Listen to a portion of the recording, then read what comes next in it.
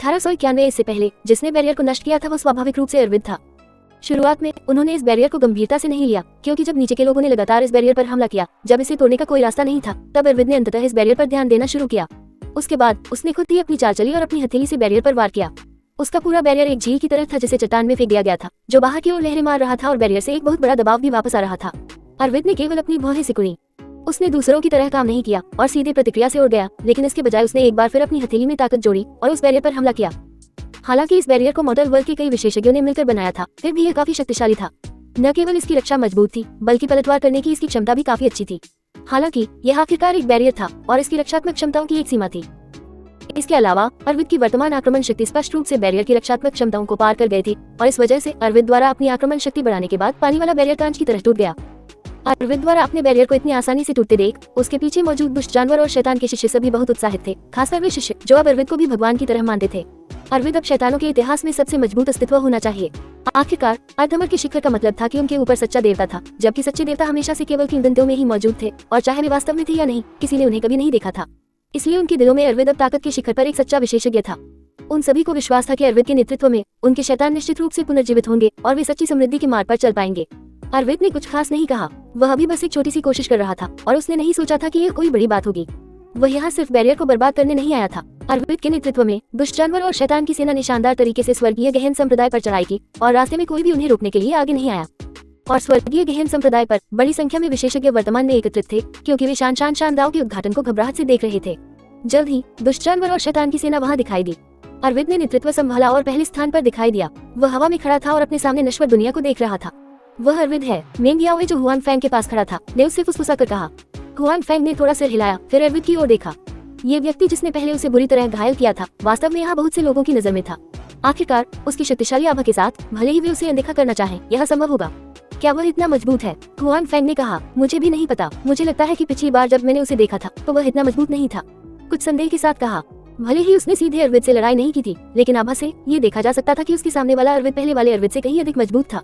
और इस समय मेंग याओ के संदेह भी मौजूद अन्य महान संप्रदायों के बुजुर्गों और संप्रदाय नेताओं के दिलों में संदेह थे। इस समय उन्हें भी स्पष्ट रूप से लगा कि वर्तमान अरविंद एक बिट के लायक भी नहीं था। उसकी आभा अचानक इतनी प्रबल कैसे हो गई? देहू ने अरविंद की ओर देखा जो हवा में था और बुदबुदाया।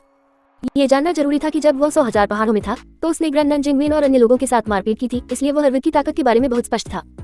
यद्यपि उस समय अरविंद वास्तव में बहुत मजबूत था और दूसरे पक्ष के साथ समान रूप से लड़ने में सक्षम होने के लिए उसे और अन्य की संयुक्त शक्ति की आवश्यकता थी, लेकिन उनकी आंखों के सामने अरविंद आभा के मामले में पहले से ही उनके पहले के अरविंद से बहुत आगे निकल गया था। मुझे नहीं पता, चाहे मेरी साधना कितनी भी तेज क्यों न हो, मैं इतने कम समय में अपनी साधना को इतना अधिक नहीं बढ़ा सकता। मास्टर मेंग याओ ग्रैंड जिंगवेन ने भी अरविंद को हैरान भाव से देखा। अरविंद वाकई एक प्रतिभाशाली व्यक्ति था जो कई सालों से अपने शैतानों में नहीं दिखा था और उसकी साधना की गति बहुत तेज थी। अन्यथा वह इतनी उम्र में साधना के इस स्तर तक नहीं पहुंच पाता, जो कि देहू और अन्य लोगों से भी ज्यादा मजबूत था।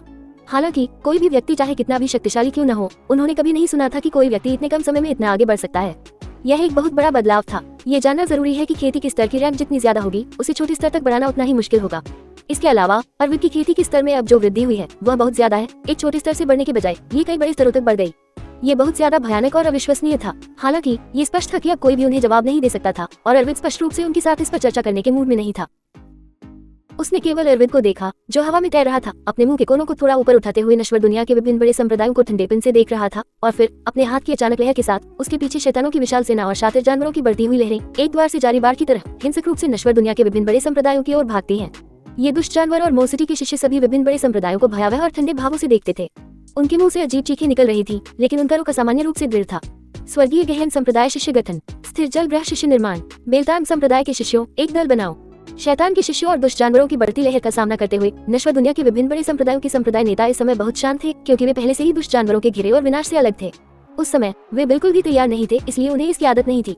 लेकिन इस बार उन्हें पहले से ही पता था कि दुष्ट जानवर और शैतान के शिष्य फिर से हमला करने आएंगे, इसलिए उन्होंने बहुत पहले से तैयारी कर ली थी। स्वर्गीय गहन संप्रदाय चौक में सभी लोग अपने अपने संप्रदायों का उपयोग करते हुए एकत्र हुए। संप्रदाय नेता से उनके आदेश सुनने के बाद वे सभी एक एक करके आगे बढ़ने लगे। दृश्य पूरी तरह से अराजकता में लग रहा था, लेकिन उन्होंने जल्दी ही रहस्यमयी संरचनाएं बना ली।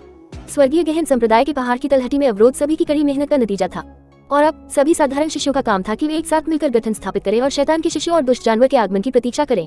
और जब शैतानों और दुष्ट जानवरों के शिष्यों ने ये स्थिति देखी तो वे बिल्कुल भी नहीं रुके और सीधे उन विशाल संरचनाओं की ओर बढ़े, पानी में फेंके गए बम की तरह जोर से विस्फोट करते हुए। हुआन फैंग ने तुरंत लड़ाई में भाग नहीं लिया, क्योंकि देहो और अन्य लोगों ने उसे ऐसा करने का निर्देश दिया था, इसलिए वह बिल्कुल भी चिंतित नहीं था। इसके बजाय वो बस किनारे से देख रहा था, ये देखने के लिए कि स्थिति कैसे विकसित होगी। और इस समय अवधि के दौरान निजी सेवक मेंग याओ को स्वाभाविक रूप से ग्रैंड नन जिंगवेन और अन्य लोगों द्वारा हुआन फैंग की देखभाल करने के लिए पीछे छोड़ दिया गया था। भले ही हुआन फैंग घायल हो गया हो, फिर भी वह नश्वर दुनिया के सभी महान संप्रदायों में सबसे मजबूत अस्तित्व था। एक बार जब नश्वर दुनिया और दुष्ट जानवर के बीच लड़ाई शुरू हो जाती है तो पूरा हेवली प्रोफाउंड संप्रदाय खतरे में पड़ जाएगा, और अगर कोई हुआन फैंग के पक्ष में रह सकता है तो ये स्वाभाविक रूप से सबसे सुरक्षित होगा। हुआन फैंग, हमें क्या करना चाहिए? क्या आपको मदद की जरूरत है? मेंग याओ ने अवचेतन रूप से हुआन फैंग से पूछा। हालांकि मेंग याओ के पास बहुत सारी राय थी जब वह अन्य युवा शिष्यों के साथ थी, लेकिन जब वह हुआन फैंग के साथ थी तो वह अवचेतन रूप से हुआन फैंग की राय पूछती थी और उसके आदेशों को सुनती थी। और अब अपनी ही वरिष्ठ बहनों को शैतान के शिष्यों और दुष्ट जानवरों के साथ एक बड़ी लड़ाई लड़ते हुए देखकर उसी समय मेंग याओ चिंतित हो रहा था। वह अपने दिल में थोड़ा चिंतित भी था और उनके साथ युद्ध करना चाहता था। कोई जल्दी नहीं है, हुआन फैंग ने अपना सिर हिलाया और कहा, युद्ध के मैदान पर वर्तमान स्थिति खराब नहीं हुई है और किसी ने मेरा फायदा नहीं उठाया है। हालांकि आपके गुरु और अन्य लोगों ने कुछ कठिनाई के साथ लड़ाई लड़ी, लेकिन ये बहुत खतरनाक नहीं है। हालांकि हुआन फैंग ने लड़ाई में भाग नहीं लिया था क्योंकि वे पीछे थे, इसलिए वह पूरे दर्शकों को स्पष्ट रूप से देख पा रहा था।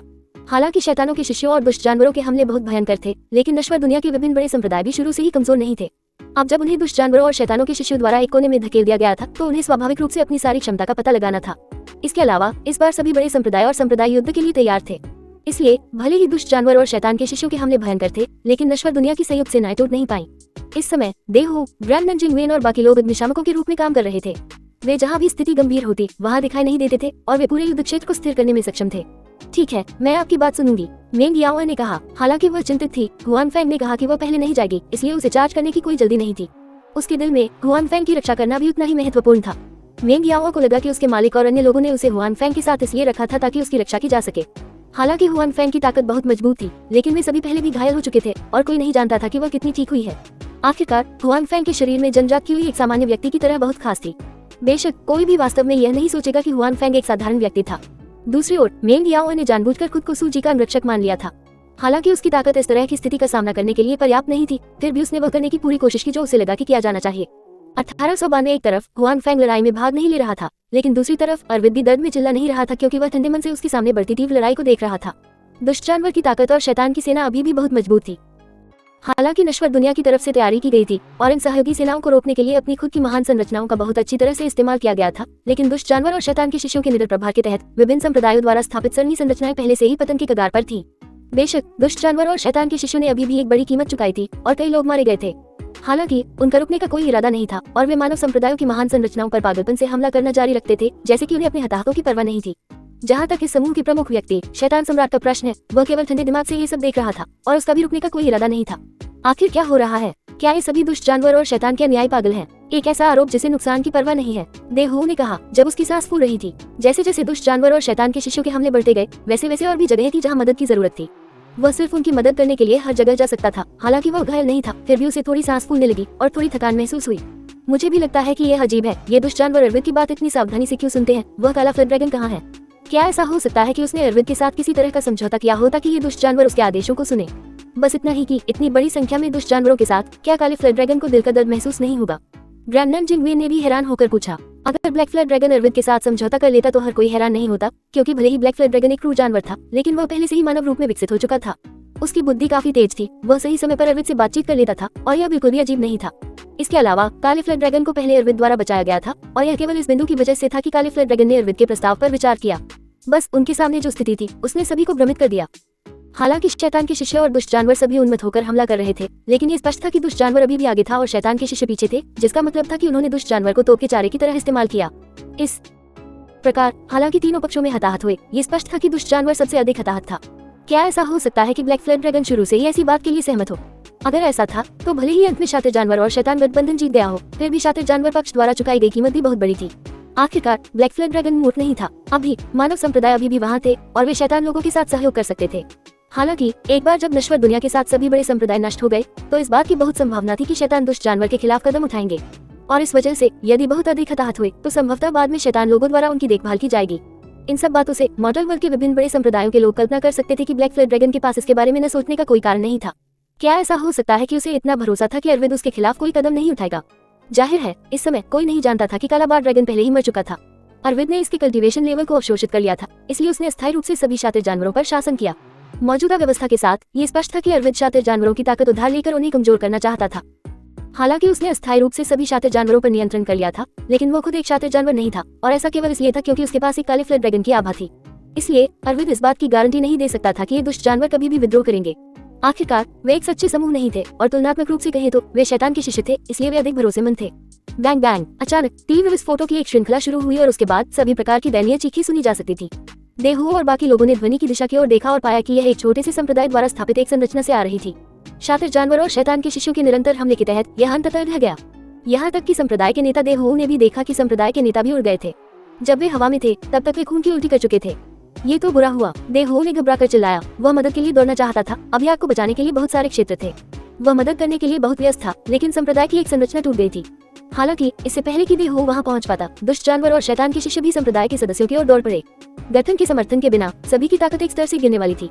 चीखें गूंजती रहीं। मानव, दुष्ट जानवर और यहाँ तक कि शैतान के शिष्य भी थे, लेकिन इस संरचना के टूटने के बाद भी कई अन्य संप्रदाय थे जिनके गठन टूट गए थे। केवल कुछ बड़े संप्रदायों के गठन अभी भी मुश्किल से बनाए रखे गए थे। बिना किसी गठन के विभिन्न प्रमुख संप्रदायों के अनुयायी केवल अपने दम पर ही लड़ सकते थे। दृश्य तुरंत एक अराजक युद्ध में बदल गया, और इस क्षण से नश्वर दुनिया के पक्ष में हताहतों की संख्या आसमान छू गई। पहले फॉर्मेशन की सहायता से अगर कोई शिष्य घायल भी होता था तो बहुत जल्दी ही उसके बगल में कोई होता था जो उसे रोककर उसका इलाज करता था। इस प्रकार हालांकि पहले मोटर वर्ल्ड की तरफ से कुछ हताहत हुए थे, कुल मिलाकर वे चोटें बहुत बड़ी नहीं थी। हालांकि अब जब कोई गठन नहीं था तो सभी को अपनी लड़ाई खुद लड़नी पड़ी।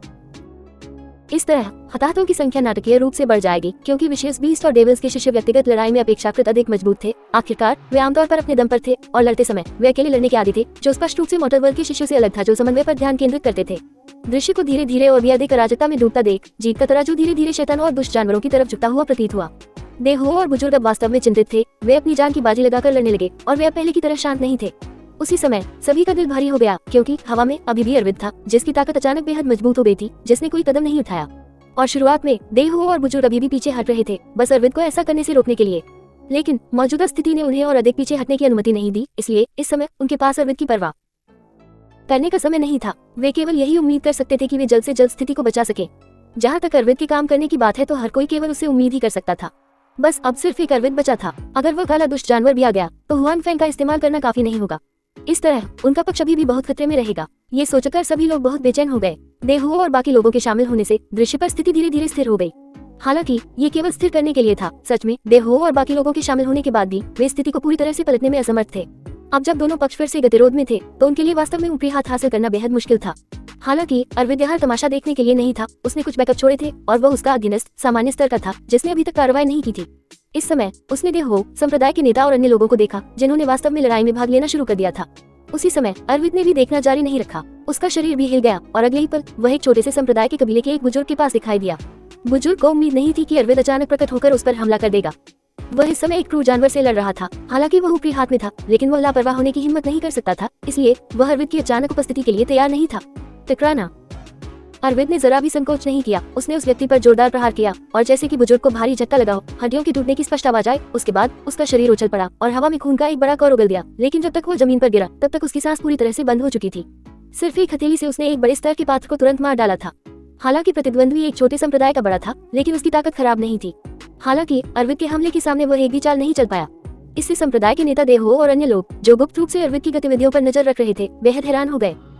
हालांकि सभी को लग रहा था कि अरविंद की आभा पहले से कहीं ज्यादा मजबूत थी और उसकी ताकत में संभवतः काफी इजाफा हुआ था, लेकिन एक व्यक्ति के लिए इतने कम समय में अपनी ताकत में इतनी वृद्धि करना लगभग असंभव था। इसलिए देहुओं और दूसरे लोग इस तथ्य को पूरी तरह से स्वीकार नहीं कर पाए और अपने दिल में ये भी सोचने लगे कि शायद इस अरविंद ने अपनी प्रभावशाली आभा को बढ़ाने के लिए कोई खास तरीका अपनाया होगा, इसलिए उसकी ताकत में ज्यादा बदलाव नहीं आया, या शायद अगर उसकी ताकत थोड़ी बहुत बड़ी भी होगी तो वह इतनी नहीं होगी जितनी अब थी। ये बिल्कुल अविश्वसनीय था की ताकत वास्तव में बहुत बढ़ गई थी। अगर यह अरविंद था जो पहले बुजुर्ग को मारने में सक्षम था, तो उसे एक ही हथेली से मारना लगभग असंभव था। इसके अलावा अरविंद की गति बहुत तेज थी, इतनी तेज कि भले ही हर कोई उस पर ध्यान दे रहा था, वह उसकी गतिविधियों को नोटिस करने में सक्षम नहीं था। और जब तक वह बुजुर्ग के पास पहुंचा तब तक उन्हें याद दिलाने के लिए बहुत देर हो चुकी थी। 1893 वह इतना शक्तिशाली कैसे हो सकता है? देहुओं ने अविश्वास में कहा, क्योंकि उसने अपनी आंखों से अरविंद को एक पल में बुजुर्ग को मारते हुए देखा था। हालांकि उन्होंने सोचा था कि अरविंद पहले से ज्यादा ताकतवर है, लेकिन फिर भी वे कुछ हद तक भाग्यशाली थे। लेकिन अब जब उन्होंने खुद देखा था तो उन्हें पता था कि उनके पिछले विचार गलत थे। अरविंद वाकई ताकतवर हो गया था, और उनकी कल्पना से भी ज्यादा ताकतवर। वे इस तरह से लड़ाई कैसे जारी रख सकते हैं? सभी को निराशा हुई। हालांकि अभी तक उनका मुकाबला अरविंद से नहीं हुआ है, लेकिन सभी को समझ आ गया है कि वे किसी भी तरह से उनके मुकाबले में नहीं है। वे पहले भी प्रतिद्वंद्वी नहीं थे, और अब तो और भी ज्यादा। इससे पहले सिर्फ एक ब्लैक फ्लैग ड्रैगन ही सभी को बुरी हालत में छोड़ने के लिए काफी था। सौभाग्य से हुआन फैंग ने आकर ब्लैक फ्लैग ड्रैगन को घायल कर दिया था। यह अर्विद पिछले काले फ्लड ड्रैगन से भी ज्यादा शक्तिशाली था। इससे पहले जब हुआन फेंग उस काले फ्लड ड्रैगन को हराने में सक्षम था तो सभी ने देखा कि यह पहले से ही उसकी सीमा थी। हुआन फेंग ने भी अपनी पूरी ताकत का इस्तेमाल किया होगा, इसलिए वह निश्चित रूप से इस अर्विद का प्रतिद्वंद्वी नहीं होगा। इसके अलावा हुआन फेंग की चोटें अभी तक पूरी तरह से ठीक नहीं हुई थी। इससे पहले वह अर्विद के हमले में गंभीर रूप से घायल हो गया था और केवल कुछ दिनों के आराम के साथ उसका पूरी तरह से ठीक होना असंभव था। एक घायल हुआन फेंग को काले फ्लड ड्रैगन से भी अधिक शक्तिशाली अस्तित्व का सामना करना पड़ रहा है। ऐसे में हर कोई अपने निर्णय पर आश्वस्त कैसे नहीं हो सकता। इसमें कोई आश्चर्य की बात नहीं थी कि भीड़ अब निराशा से भर गई थी। इसके अलावा अब केवल एक अर्विद था और वह काला फ्लड ड्रैगन अभी भी प्रकट नहीं हुआ था। अगर काला फ्लड ड्रैगन पहले अर्विद की तरह छाया में छिपकर महत्वपूर्ण क्षण पर फिर से प्रकट होने की तैयारी कर रहा होता तो क्या होता। सिर्फ एक अर्विद के साथ ही सभी लोग निराशा में थे। एक और काले फ्लड ड्रैगन के साथ उन्हें अब लड़ने की कोई जरूरत नहीं होगी। यहाँ तक कि बड़े बुजुर्ग भी जो अब तक आत्मविश्वास से लबरेज थे, इस समय निराशा महसूस करने से खुद को नहीं रोक पाए। पहले वे सभी सोचते थे कि जब मनुष्य खतरे में होगा तो अद्वितीय विशेषज्ञ प्रकट होंगे और पूरी मानव जाति को बचा लेंगे। वे सभी आत्मविश्वास से भरे हुए थे। इस समय हुआन फेंग की उपस्थिति उनकी कल्पना के अनुरूप थी और उसने ब्लैक फ्लड ड्रैगन को भी सफलतापूर्वक घायल कर दिया था। स्वाभाविक रूप से सभी ने हुआन फेंग को छाया से पैदा हुए अद्वितीय प्रतिभा के रूप में देखा और हुआन फेंग निश्चित रूप से इस उपाधि के हकदार थे। हालांकि किसी को भी यह उम्मीद नहीं थी कि भले ही हुआन फेंग प्रकट हुआ था, लेकिन मानव संकट पूरी तरह से हल नहीं हुआ था। Black flood dragon Hwan Feng द्वारा घायल हो गया था, लेकिन उससे भी अधिक शक्तिशाली अर्विद प्रकट हुआ था, जिससे मानव जाति पहले से भी अधिक खतरनाक स्थिति में आ गई थी। इस समय हर कोई अपने दिल में और भी ज्यादा पछता रहा था।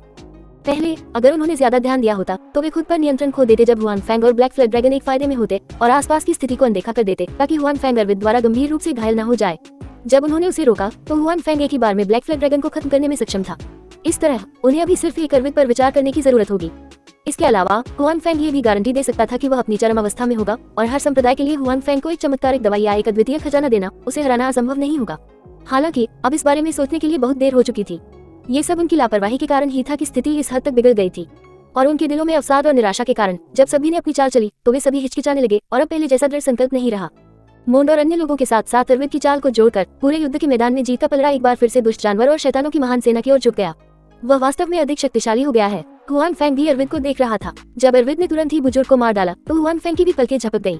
अन्य लोग हुआन फेंग की ताकत को महसूस नहीं कर सकते थे, लेकिन हुआन फेंग दूसरों की ताकत को महसूस करने में सक्षम था। संप्रदाय के नेता के अर्विद की ताकत के धुंधले फैसले की तुलना में हुआन फेंग स्पष्ट रूप से महसूस करने में सक्षम था कि वर्तमान अर्विद पहले के काले फ्लड ड्रैगन की तुलना में बिल्कुल अधिक शक्तिशाली था। अर्विद अचानक इतना शक्तिशाली कैसे हो गया, ये हुआन फेंग को भी नहीं पता था। हालांकि चूंकि वह एक से ज्यादा बार ब्लैक फ्लड ड्रैगन से लड़ चुका था, इसलिए हुआन फेंग को अर्विद के शरीर से ब्लैक फ्लड ड्रैगन की आभा का एहसास हो सकता था। बेशक हुआन फेंग ने कभी नहीं सोचा होगा कि अर्विद ने सभी साधना स्तर को अवशोषित कर लिया था। क्या ये पिछले काले फ्लड ड्रैगन से अधिक शक्तिशाली है? मेंग याओ जो बगल में खड़ी थी ने उत्सुकता से पूछा। देहुओ और अन्य लोगों की तुलना में मेंग याओ की ताकत स्पष्ट रूप से कमजोर थी, इसलिए उसे केवल यह महसूस हुआ कि अर्विद पहले से ज्यादा मजबूत लग रहा था, लेकिन वह नहीं जानती थी कि वह वास्तव में कितना मजबूत था। वह ये भी नहीं जानती थी कि पहले के काले फ्लड ड्रैगन की तुलना में वर्तमान अर्विद कौन था, या वह ज्यादा मजबूत था या नहीं। इस समय उसने हुआन फेंग के गंभीर चेहरे को देखा और यह भी देखा कि ये दृश्य उनके पक्ष के लिए और भी अधिक हानिकारक लग रहा था। वह अपने दिल में बहुत चिंतित थी। ये पहले वाले काले फ्लड ड्रैगन से भी अधिक शक्तिशाली होगा। हुआन फेंग ने अपना सिर हिलाते हुए कहा, आह, तो फिर हमें क्या करना चाहिए? क्या वह तुमसे भी ज्यादा ताकतवर नहीं है? मेंग याओ ने कहा। मेंग याओ संप्रदाय के नेता और अन्य लोगों की नजर में हुआन फेंग की ताकत काले फ्लड ड्रैगन के बराबर होनी चाहिए, लेकिन अब यह अर्विद पहले वाले काले फ्लड ड्रैगन से भी ज्यादा शक्तिशाली था। इसका मतलब ये था कि अर्विद हुआन फेंग से भी ज्यादा शक्तिशाली था। हालांकि हुआन फेंग ने हल्के से मुस्कुराते हुए कहा, किसने कहा कि वह मुझसे ज्यादा मजबूत है? तुम। हुआन फेंग के शब्दों को सुनकर मेंग याओ ने सुखद आश्चर्य के साथ उसकी ओर देखा। हाल ही में हुई बातचीत में मेंग याओ को अच्छी तरह पता था कि हुआन फेंग शेखी बघाने वाला व्यक्ति नहीं है। चूंकि उसने ऐसा कहा था, इसका मतलब ये भी था कि वह वास्तव में अर्विद से कमजोर था। लेकिन क्या ये संभव था? जब दूसरे लोगों ने हुआन फेंग की बातें सुनी तो उन्हें शायद संदेह हुआ होगा, लेकिन मेंग याओ ने बहुत पहले ही ये सुन लिया था और इस पर पूरी तरह से विश्वास कर लिया था। जब तक ये हुआन फेंग ने कहा था तब तक वह इस पर विश्वास करेगी, और इसी वजह से जब उसने हुआन फेंग की बातें सुनी तो उसकी पहली प्रतिक्रिया संदेह नहीं बल्कि खुशी थी। चिंता मत करो, मैं अपने छोटे साथियों को पहले बाहर आने और व्यायाम करने दूंगा। हुआन फेंग हंसा। हकीकत में हुआन फेंग की हार्ड पावर मौजूदा अर्विद से तुलनीय नहीं थी, लेकिन जिसने हुआन फेंग को एक रहस्यमय स्टोरेज बॉक्स रखने के लिए कहा था और इस तरह उसके पास कई ट्रम्प कार्ड थे। इससे पहले जब वह काले फ्लड ड्रैगन से लड़ रहा था तो उसने पवित्र बैंगनी फल का इस्तेमाल किया था, जो उसके ट्रम्प कार्ड में से केवल एक था। पवित्र बैंगनी फल और दिव्य ड्रैगन कॉल्ड्रॉन के अलावा उसके पास अभी भी अन्य ट्रम्प कार्ड थे। काले फ्लड ड्रैगन के साथ अपनी पिछली लड़ाई के दौरान उन ट्रम्प कार्डों का उपयोग करने का उसके पास समय भी नहीं था। उनमें से केवल 2 का उपयोग करके वह पहले से ही काले फ्लड ड्रैगन को दबाने में सक्षम था और यहाँ तक कि उसे गंभीर रूप से घायल भी कर सकता था। छोटा लड़का। मेंग याओ ने हुआन फेंग को कुछ संदेह के साथ देखा, यह नहीं जानते हुए कि हुआन फेंग का क्या मतलब था। हुआन फेंग केवल मुस्कुराया और एक शब्द भी नहीं बोला। उसके बाद ज़ियाओ बाई, ईगल्स और फडना घोड़े उसके बगल में दिखाई दिए। ज़ियाओ बाई के बारे में बात करने की कोई जरूरत नहीं थी, वे दिव्य जानवर थे। पहले, दूसरे समय और स्थान में 9वें चरण के शैतान जानवर भी इसे देखने की हिम्मत नहीं करते थे। उस समय की तुलना में ज़ियाओ बाई अब और भी अधिक शक्तिशाली थे, क्योंकि इस अवधि के दौरान वे निष्क्रिय भी नहीं थे। इसके अलावा हुआन फैंग अपने पालतू जानवरों के प्रति कंजूस नहीं था, इसलिए वह अक्सर उन्हें खाने के लिए कुछ अच्छी चीजें देता था, जिससे उनकी खेती के स्तर लगातार मजबूत होते जाते थे। इसलिए ईगलेट की वर्तमान ताकत मूल स्तर में उड़ने वाले शैतान जानवरों की तुलना में किसी भी तरह से कमजोर नहीं थी, या शायद थोड़ी अधिक मजबूत भी थी। और हुआन फैंग के सामान्य पालन पोषण के कारण सबसे कमजोर मूल रूप से एक साधारण प्राणी का फर्दना घोड़ा था, लेकिन अब यह तुलनीय रूप से शक्तिशाली हो गया था।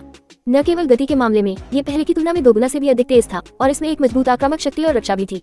इसलिए हुआन फैंग के बगल में 3 छोटे साथी अब पहले जैसे नहीं थे, और उनकी ताकत छलांग और सीमा से बढ़ गई थी। इससे पहले जब हुआन फैंग इस दुनिया में आया और उसने दुष्ट जानवर के अस्तित्व को देखा, तो वह इन छोटे साथियों को मुक्त करना चाहता था। हालांकि उसके पास बाद में मौका नहीं था, और आज मनुष्य और दुष्ट जानवर के बीच महान युद्ध के दौरान उसने उन्हें बाहर जाने दिया, और आखिरकार उन्हें अपने कौशल दिखाने का मौका मिला। ओह, जाहिर है इसे हुआन फैंग ने उस आयामी क्षेत्र में पीछे छोड़ दिया था, जिसके कारण इसे तब तक रोक कर रखा गया जब तक कि यह अंततः बाहर नहीं आ गया। वे कौन हैं? मेंग याओ ने 3 छोटे साथियों को देखा जो अचानक हुआन फैंग के बगल में दिखाई दिए और चौंक गए। इस समय और स्थान में स्टोरेज रिंग 5 था, और खजाने थे जिन्हें क्यानकुन बैग के अंदर संग्रहित किया जा सकता था। केवल इन खजानों में केवल कुछ निर्जीव वस्तुएं ही हो सकती थी, और कोई भी जीवित चीज जो अंदर प्रवेश करती थी बहुत जल्दी मर जाती थी। इसलिए हुआन फैंग के बगल में इन 3 छोटे साथियों की अचानक उपस्थिति ने उसे डरा दिया। ये वही छोटे बच्चे हैं जिनके बारे में मैं बात कर रहा था। इनके हानिरहित रूप को मत देखो, ये बहुत मजबूत हैं। हुआन फैंग ने मुस्कुराते हुए मेंग याओ से कहा। वह वास्तव में बहुत शक्तिशाली था, भले ही वह सबसे खराब फर्दना घोड़ा था। मेंग याओ को हराना कोई समस्या नहीं होगी। 1894 super strong little white Huan Fang के शब्दों को सुनकर जियोबाई ने हुआन फैंग की जांघ को रगड़ दिया और गर्व से अपना सिर उठाया। वाह, कितना प्यारा है। मेंग याओ ने चमकती आंखों से ज़ियाओबाई को देखा, मानो वो उसे गले लगाना चाहती हो। ज़ियाओबाई ने एक तरफ मुंह फेर लिया। दरअसल ज़ियाओबाई को अजनबी लोग पसंद नहीं थे। हुआन फैंग और उसके बगल में बैठी महिला के अलावा वह नहीं चाहता था कि कोई और उसे गले लगाए। दूसरों के बारे में अच्छी बात यह थी कि दिव्य जानवर अभी भी उनके चेहरे की परवाह करता था। सौभाग्य से मेंग याओ ने ज़ियाओबाई को गले नहीं लगाया। वह नाराज भी नहीं हुई। बात बस इतनी थी कि चाहे वह ज़ियाओबाई को कैसे भी देखे, ऐसा नहीं लग रहा था कि वह बहुत शक्तिशाली है। हुआन फैंग ने कुछ नहीं बताया। इसके बजाय उसने ज़ियाओबाई और बाकी 2 लोगों से कहा, जाओ, व्यायाम करने का समय हो गया है, बस सावधान रहना। हुआन फैंग भी अपने दिल में थोड़ा उत्सुक था। इस समय और स्थान में ज़ियाओबाई जैसा दिव्य जानवर किस तरह का अस्तित्व था? एक साधारण शातिर जानवर की तुलना में ये किस तरह की ताकत थी? दरअसल जब से ज़ियाओबाई उस स्थानिक क्षेत्र में था, 9वीं श्रेणी के शैतान जानवर से लड़ने के बाद उसे अपनी ताकत दिखाने के बहुत कम अवसर मिले थे। हुआन फैंग को कई लड़ाइयों का सामना करना पड़ा था। हालांकि ज्यादातर समय उसे मदद के लिए ज़ियाओबाई की जरूरत नहीं थी, और अब ज़ियाओबाई अभी भी अपने विकास के चरण में थी। हुआन फैंग की तुलना में, जो अभी तक प्रथम श्रेणी की स्थिति तक नहीं पहुंचा था, ज़ियाओबाई अभी भी अपने विकास के चरण में थी। ये और भी अधिक शक्तिशाली था, लेकिन उसने लंबे समय से ज़ियाओबाई को लड़ते नहीं देखा था। हुआन फैंग को इस बात का अंदाजा नहीं था कि ज़ियाओबाई में अब किस तरह की ताकत है। ज़ियाओबाई ने हुआन फैंग को मानव जैसे अंदाज में सिर हिलाया। उसके बाद वह अपने 2 छोटे भाइयों को लेकर युद्ध के मैदान की ओर दौड़ पड़ा। जैसे जैसे ज़ियाओबाई भागती गई, उसका शरीर बड़ा होता गया। पहले यह अभी भी बहुत प्यारा और छोटा दिखता था, जल्द ही यह एक विशाल शरीर में बदल गया। हालांकि यह किसी खतरनाक जानवर के बराबर था। इसका आकार सबसे बड़ा नहीं था, हालांकि इसकी आभा और भी मजबूत होती जा रही थी। शुरुआत में मौजूद तीनों पक्षों में से किसी ने भी इन 3 लोगों की उपस्थिति पर ध्यान नहीं दिया था। आखिरकार यहाँ बहुत सारे लोग और शातिर जानवर थे, इसलिए उनके लिए 3 और शातिर जानवरों का होना कोई अजीब बात नहीं थी। हालांकि ज़ियाओबाई के पहले प्रदर्शन ने बहुत से लोगों को आकर्षित किया था। ज़ियाओबाई एक दुष्ट जानवर के सामने दौड़ा और हवा में ऊंची छलांग लगाई। वह दुष्ट जानवर से टकराया, लेकिन दुष्ट जानवर को प्रतिक्रिया करने का भी समय नहीं मिला। आपको ये जानना चाहिए, आकार के मामले में दुष्ट जानवर ज़ियाओबाई से भी बड़ा था। हालांकि यह अंत था। ज़ियाओबाई के जमीन पर उतरने के बाद ये धीमा नहीं हुआ। इसने भीड़ और शातिर जानवर समूह पर हमला करना जारी रखा। यह बाएं और दाएं भागा, और इसके चारों ओर के सभी शातिर जानवर उड़ गए। इसके अलावा यह जमीन पर गिरने जितना आसान नहीं था, जब तक शातिर जानवर इसे टकराता रहा। इसके अलावा थोड़े समय में यह अपनी सारी लड़ाकू शक्ति खो देगा। ज़ियाओबाई इस अवसर का लाभ उठाकर अच्छा प्रदर्शन करना चाहता था। वह बहुत लंबे समय से उस आयामी क्षेत्र में था। वह अधिक गतिविधियों के लिए बाहर आना चाहता था, इसलिए वह इस बार शायद ही कभी बाहर आया। वह स्वाभाविक रूप से अच्छा प्रदर्शन करना चाहता था ताकि हुआन फैंग उसकी लड़ाकू ताकत देख सके। अगली बार वह इसके बारे में अधिक सोच सकेगा और इसे बाहर आने देगा। इसलिए जब ज़ियाओबाई का सामना हुआ जो अपनी ताकत दिखाना चाहता था, तो उन दुष्ट जानवरों को बहुत नुकसान उठाना पड़ा।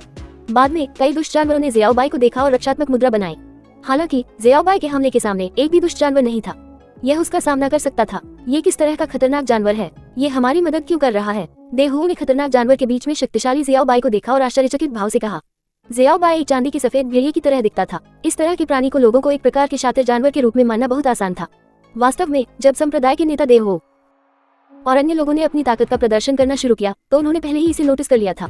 हालांकि उस समय ज़ियाओबाई शातिर जानवर पर हमला कर रहा था, इसलिए उन्होंने इसे गंभीरता से नहीं लिया। लेकिन अब ऐसा लग रहा था कि ज़ियाओबाई को इन दुष्ट जानवरों से किसी तरह की गहरी दुश्मनी थी, और उसने कोई दया नहीं दिखाई। इससे संप्रदाय के नेता देहू और अन्य लोग और भी हैरान हो गए। मुझे नहीं पता कि क्या हो रहा है। उनके बगल में खड़े लोग भी इस स्थिति से हैरान थे। मुझे लगता है कि मैंने इसे हुआन फैंग की तरफ से आते हुए देखा है, एक बुजुर्ग ने अनिश्चितता से कहा। Huan Fang? इसका हुआन फैंग से क्या लेना देना है? संप्रदाय नेता देहो और भी अधिक आश्चर्यचकित था। आपको ये जानना चाहिए कि इस समय और स्थान में हालांकि शातिर जानवरों को वश में किया जा सकता था, लेकिन जिन्हें वश में किया जा सकता था वे सभी निम्न स्तर के शातिर जानवर थे। उनकी ताकत बहुत सीमित थी और वे पालतू जानवरों की तरह थे, और उनके सामने यह ज़ियाओबाई स्पष्ट रूप से कोई पालतू जानवर नहीं था। इसकी ताकत काफी भयानक थी। संप्रदाय के नेता देहो और अन्य लोगों को सहज रूप से लगा कि ज़ियाओबाई की ताकत उनसे कम नहीं थी। हालांकि कोई भी संप्रदाय नेता देहो के सवाल का जवाब नहीं दे सका। हुआन फेंग उनके साथ नहीं था, इसलिए वे हुआन फेंग से पूछ नहीं सके। इस समय दुष्ट जानवर को एहसास हो गया था कि ज़ियाओबाई कितना शक्तिशाली था। एक विशेषज्ञ जिसने पहले संप्रदाय के नेता देहो के साथ लड़ाई की थी, ज़ियाओबाई की ओर बढ़ गया था। सावधान! जब संप्रदाय के नेता देहो ने ये स्थिति देखी तो वह चिल्लाने से खुद को रोक नहीं सका। उसने अभी अभी शातिर जानवर के साथ मुकाबला किया था। वह जानता था कि यह कितना शक्तिशाली है, फिर भी वह इसे हरा नहीं सका। उस समय ये सौभाग्य की बात थी कि उसके साथ एक सहायक था, अन्यथा वह घायल हो सकता था या मारा भी जा सकता था। हालांकि ज़ियाओबाई बहुत शक्तिशाली था, लेकिन संप्रदाय नेता देहो की नजर में ये निश्चित रूप से इस शातिर जानवर के लिए एक मैच नहीं था। एक शातिर जानवर जो खेती के स्तर के सिंथेटिक चरण में था, भले ही वह कई शातिर जानवरों के बीच में था। हालांकि इसकी तुलना पिछले काले बार ड्रैगन से नहीं की जा सकती थी, फिर भी यह एक चरम अस्तित्व था। हालांकि यह उनसे कमतर नहीं था। दुर्भाग्य से संप्रदाय के नेता देहो और ज़ियाओबाई के बीच की दूरी बहुत ज्यादा थी। ज़ियाओबाई उसकी बातें नहीं सुन पाएंगे। अगर वे अब भी दौड़े तो बहुत देर हो चुकी होगी। हालांकि ज़ियाओबाई के सिर के पीछे आंखें थीं। उसने अचानक अपना सिर घुमाया और उस क्रूर जानवर को देखा जो उस पर हमला कर रहा था। जाहिर है उसे पहले से ही उसके अस्तित्व का आभास हो गया था। जब ज़ियाओबाई को पता चला कि विरोधी उस पर हमला कर रहा है तो वह न केवल बच नहीं पाया बल्कि भाग भी नहीं पाया। इससे संप्रदाय के नेता देहो और अन्य लोगों ने ये दृश्य देखा, वे डर से पीले पड़ गए। दूसरी ओर दूर खड़े हुआन फेंग ने ये दृश्य देखा। हालांकि उसके चेहरे पर थोड़ी सी भी चिंता नहीं थी। हालांकि हुआन फेंग को नहीं पता था कि ज़ियाओबाई इस समय किस स्तर पर है। हालांकि वह जानता था कि ज़ियाओबाई कोई मूर्ख नहीं है। चूंकि ज़ियाओबाई ने उसका स्वागत करने की पहल की थी, इसलिए स्वाभाविक रूप से इसमें एक हद तक आश्वासन था। हुआन फेंग ये भी जानना चाहता था कि ज़ियाओबाई के पास वर्तमान में किस तरह की ताकत है। टकराना! दोनों दुष्ट जानवर हवा में मिले। दोनों पक्षों में से किसी ने भी हार नहीं मानी और उन्होंने एक दूसरे पर वार किया। भयानक ऊर्जा हवा में टकराती रही, जिससे विस्फोटों की एक श्रृंखला उत्पन्न हुई। आसपास के दुष्ट जानवर और नश्वर दुनिया के कुछ शिष्य जो लड़ रहे थे, विस्फोट से प्रभावित हुए। इतने सारे हताहतों के साथ उन लोगों और दुष्ट जानवर के पास जगह छोड़ने के अलावा कोई विकल्प नहीं था। इन दो क्रूर साथियों से दूर रहो। इतना मजबूत संप्रदाय के नेता देहो ने इस दृश्य को चौंकते हुए देखा। वह स्पष्ट रूप से देख सकता था कि दोनों पक्षों ने मुक्का मारा था और उनमें से किसी को भी ऊपरी हाथ नहीं मिला था। शुरू में वह चिंतित था कि ज़ियाओबाई को नुकसान होगा, लेकिन अब ऐसा लग रहा था कि ज़ियाओबाई की ताकत दूसरे की तुलना में कम नहीं थी। आपको ये जान लेना चाहिए कि संप्रदाय के नेता देहो को अभी अभी दूसरे पक्ष ने हराया था और उसकी ताकत पहले से ही नश्वर दुनिया के कई विशेषज्ञों के हाथों में बहुत शक्तिशाली मानी जाती थी। केवल वे ही लोग थे जो उससे अधिक शक्तिशाली थे, जो वरिष्ठ और बुजुर्ग थे। हालांकि वह क्रूर जानवर जिसे संप्रदाय का नेता देहो हरा नहीं सका, वास्तव में ज़ियाओबाई के बराबर था। इससे पता चलता है कि ज़ियाओबाई कितना शक्तिशाली था। जब संप्रदाय के नेता देहो के आसपास के लोगों ने ये दृश्य देखा तो उनके चेहरे पर आश्चर्य की लकीरें उभर आईं। बेशक उनके आश्चर्य के बीच उनमें से अधिकांश सुखद आश्चर्यचकित थे। आखिरकार इतने शक्तिशाली क्रूर जानवर, यहाँ तक कि कई क्रूर जानवरों के बीच भी उनकी संख्या की एक सीमा थी। और अब ज़ियाओबाई ने उनमें से एक को सफलतापूर्वक नियंत्रित कर लिया था और इसने तुरंत उनके पक्ष को दबाव बहुत हल्का हो गया है। ऐसी परिस्थितियों में उन्हें सुखद आश्चर्य क्यों न महसूस हो। वहाँ देखो! इस समय एक अन्य बुजुर्ग ने सुखद आश्चर्य के साथ आकाश की ओर इशारा किया और सभी से कहा। सभी ने अवचेतन रूप से आकाश की ओर देखा। वहाँ एक विशाल पक्षी दिखाई दिया जिसे उन्होंने पहले कभी नहीं देखा था। वह विशाल पक्षी वर्तमान में आकाश में उड़ते हुए दुष्ट जानवर पर हमला कर रहा था और इसने नश्वर दुनिया के बहुत से अन्यायियों को उनकी मुश्किल से बाहर निकलने में मदद की थी। इससे भी महत्वपूर्ण बात यह है कि यह विशाल पक्षी आकाश में एक अत्यंत क्रूर अस्तित्व भी था। उन शक्तिशाली उड़ने वाले शातिर जानवरों को देखना बहुत दुर्लभ था और वे एक के बाद एक आकाश से नीचे गिर गए। इससे भी महत्वपूर्ण बात यह है कि यह विशाल पक्षी आकाश में भी एक अत्यंत क्रूर अस्तित्व था। उन शक्तिशाली उड़ने वाले क्रूर जानवरों को देखना बहुत दुर्लभ था और वे एक के बाद एक आकाश से नीचे गिर गए। ये दुष्ट जानवर कहाँ से आया? किसी ने पूछा, लेकिन उसका चेहरा खुशी से भरा हुआ था। हालांकि उन्हें नहीं पता था कि ये दुष्ट जानवर कहाँ से आया है, फिर भी जाहिर है यह उनका था। यह उन्हें खुश करने के लिए पर्याप्त था। मुझे नहीं पता, लेकिन मुझे लगता है कि यह अभी अभी दुष्ट जानवर के साथ दिखाई दिया है। कोई भी ज़ियाओबाई और ईगले की पहचान नहीं जानता था। उनकी उपस्थिति के अलावा हर कोई उन्हें बुलाने के लिए शातिर जानवर का इस्तेमाल करता था। वे एक साथ दिखाई दिए। क्या ये हो सकता है कि वे हुआन फेंग से संबंधित थे? ये हुआन फेंग, उसकी असली पहचान क्या थी? उसकी ताकत अद्वितीय थी और उसके पास इतना शक्तिशाली क्रूर जानवर भी था। मैंने इसके बारे में पहले कभी क्यों नहीं सुना? किसी ने संदेह से पूछा। हाँ, तार्किक रूप से कहें तो ऐसे असाधारण प्रतिभाशाली व्यक्ति को पहले ही बहुत प्रतिष्ठा मिलनी चाहिए थी, लेकिन उसकी कोई प्रतिष्ठा ही नहीं थी। ये वास्तव में आश्चर्यजनक है। ठीक है, कोई बात नहीं, हुआन फेंग अभी भी हम में से एक है। स्वर्ग ने हमारी नश्वर दुनिया को कभी नहीं बुलाया है। एक वरिष्ठ बुजुर्ग ने भावुक होकर कहा। अब जब ये दो शक्तिशाली विशेषज्ञ प्रकट हो गए हैं तो हमें गति बढ़ानी होगी। अरविंद अभी भी नरसंहार के बीच में था और काला फ्लड ड्रैगन अभी तक प्रकट नहीं हुआ था। हमें काले फ्लड ड्रैगन के प्रकट होने से पहले जितने संभव हो सके उतने दुश्मनों को मारना होगा। ये सही है, सभी ने एक स्वर में जवाब दिया। उसके बाद वे एक बार फिर उस दुष्ट जानवर पर टूट पड़े। नश्वर दुनिया में ज़ियाओबाई, ईगलेट और फर्दना स्टैलियन के जुड़ने के कारण, हालांकि उनमें से केवल 3 ही थे, हालांकि उन सभी में असाधारण ताकत थी। इस स्तर का एक विशेषज्ञ उनमें से एक को जोड़ना पहले से ही बहुत प्रभावी था और ये तो कहना ही क्या, अभी वह उनमें से 3 में शामिल भी हो गया था। 1895 लिटिल व्हाइट की घटना। हुआन फेंग, आपके दोस्त वाकई कमाल के हैं। मेंग याओए ने हुआन फेंग के पास खड़े होकर कहा। अन्य लोगों को शायद ज़ियाओबाल और हुआन फेंग के बीच के रिश्ते के बारे में पता नहीं था, या शायद उनके पास कुछ अनुमान थे, लेकिन वे निश्चित नहीं थे। हालांकि मेंग याओए, जो हमेशा हुआन फेंग के साथ थी, दूसरों से अलग थी। शुरू से ही वह पहले से ही जानती थी कि ज़ियाओबाई और अन्य 3 छोटे साथियों को हुआन फेंग ने बुलाया था।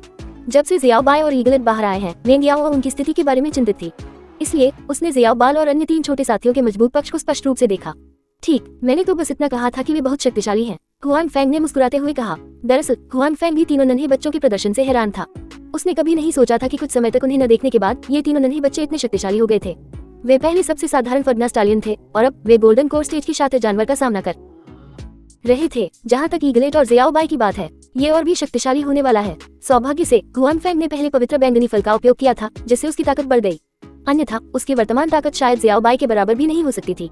ये सोचकर कि उसकी ताकत उसके पालतू जानवर जितनी अच्छी नहीं थी, हुआन फेंग शर्मिंदा महसूस कर रहा था। हालांकि अब स्पष्ट रूप से अजीब महसूस करने का समय नहीं था। इसके बजाय उसे उन पर गर्व होना चाहिए। ज़ियाओबाई और अन्य छोटे साथियों की उपस्थिति के कारण पूरे युद्ध के मैदान की स्थिति। आखिरकार लड़ाई का नतीजा, एक शीर्ष विशेषज्ञ के साथ सीधे टकराव का नतीजा। इसका परिणाम से बहुत कुछ लेना देना था। हुआन फेंग और अन्य लोगों के अलावा दुष्ट जानवर और शैतानों के विशेषज्ञ भी ज़ियाओबाई पर ध्यान दे रहे थे। इस समय अरविंद ने पहले ही नश्वर दुनिया के कई विशेषज्ञों को हरा दिया था। इस समय उसने 3 छोटे साथियों को भी देखा था, विशेष रूप से ज़ियाओबाई के शक्तिशाली प्रदर्शन को। अरविंद ने भौहें सिकुड़ी। उसने कभी नहीं सोचा था कि नश्वर दुनिया के विशेषज्ञ इतने शक्तिशाली होंगे। ऐसा विशेषज्ञ वास्तव में प्रकट हुआ था। मूल रूप से हुआन फेंग के घायल होने के बाद उसने सोचा था कि नश्वर दुनिया अब कोई लहर नहीं उठा पाएगी। उसने ऐसा बदलाव होने की उम्मीद नहीं की थी। हालांकि अरविंद ने इस पर केवल भौहें सिकुड़ी। उसने इसे दिल पर नहीं लिया। ज़ियाओबाई द्वारा प्रदर्शित शक्ति ये काफी मजबूत थी, लेकिन ये केवल बहुत मजबूत थी। यह अभी भी उसके लिए बहुत अधिक खतरा पैदा नहीं कर सकती थी। हालांकि अरविंद नहीं चाहते थे कि ज़ियाओबाई को ऐसे ही आगे बढ़ने दिया जाए। अगर ऐसा हुआ तो इससे उनकी टीम के मनोबल पर असर पड़ेगा।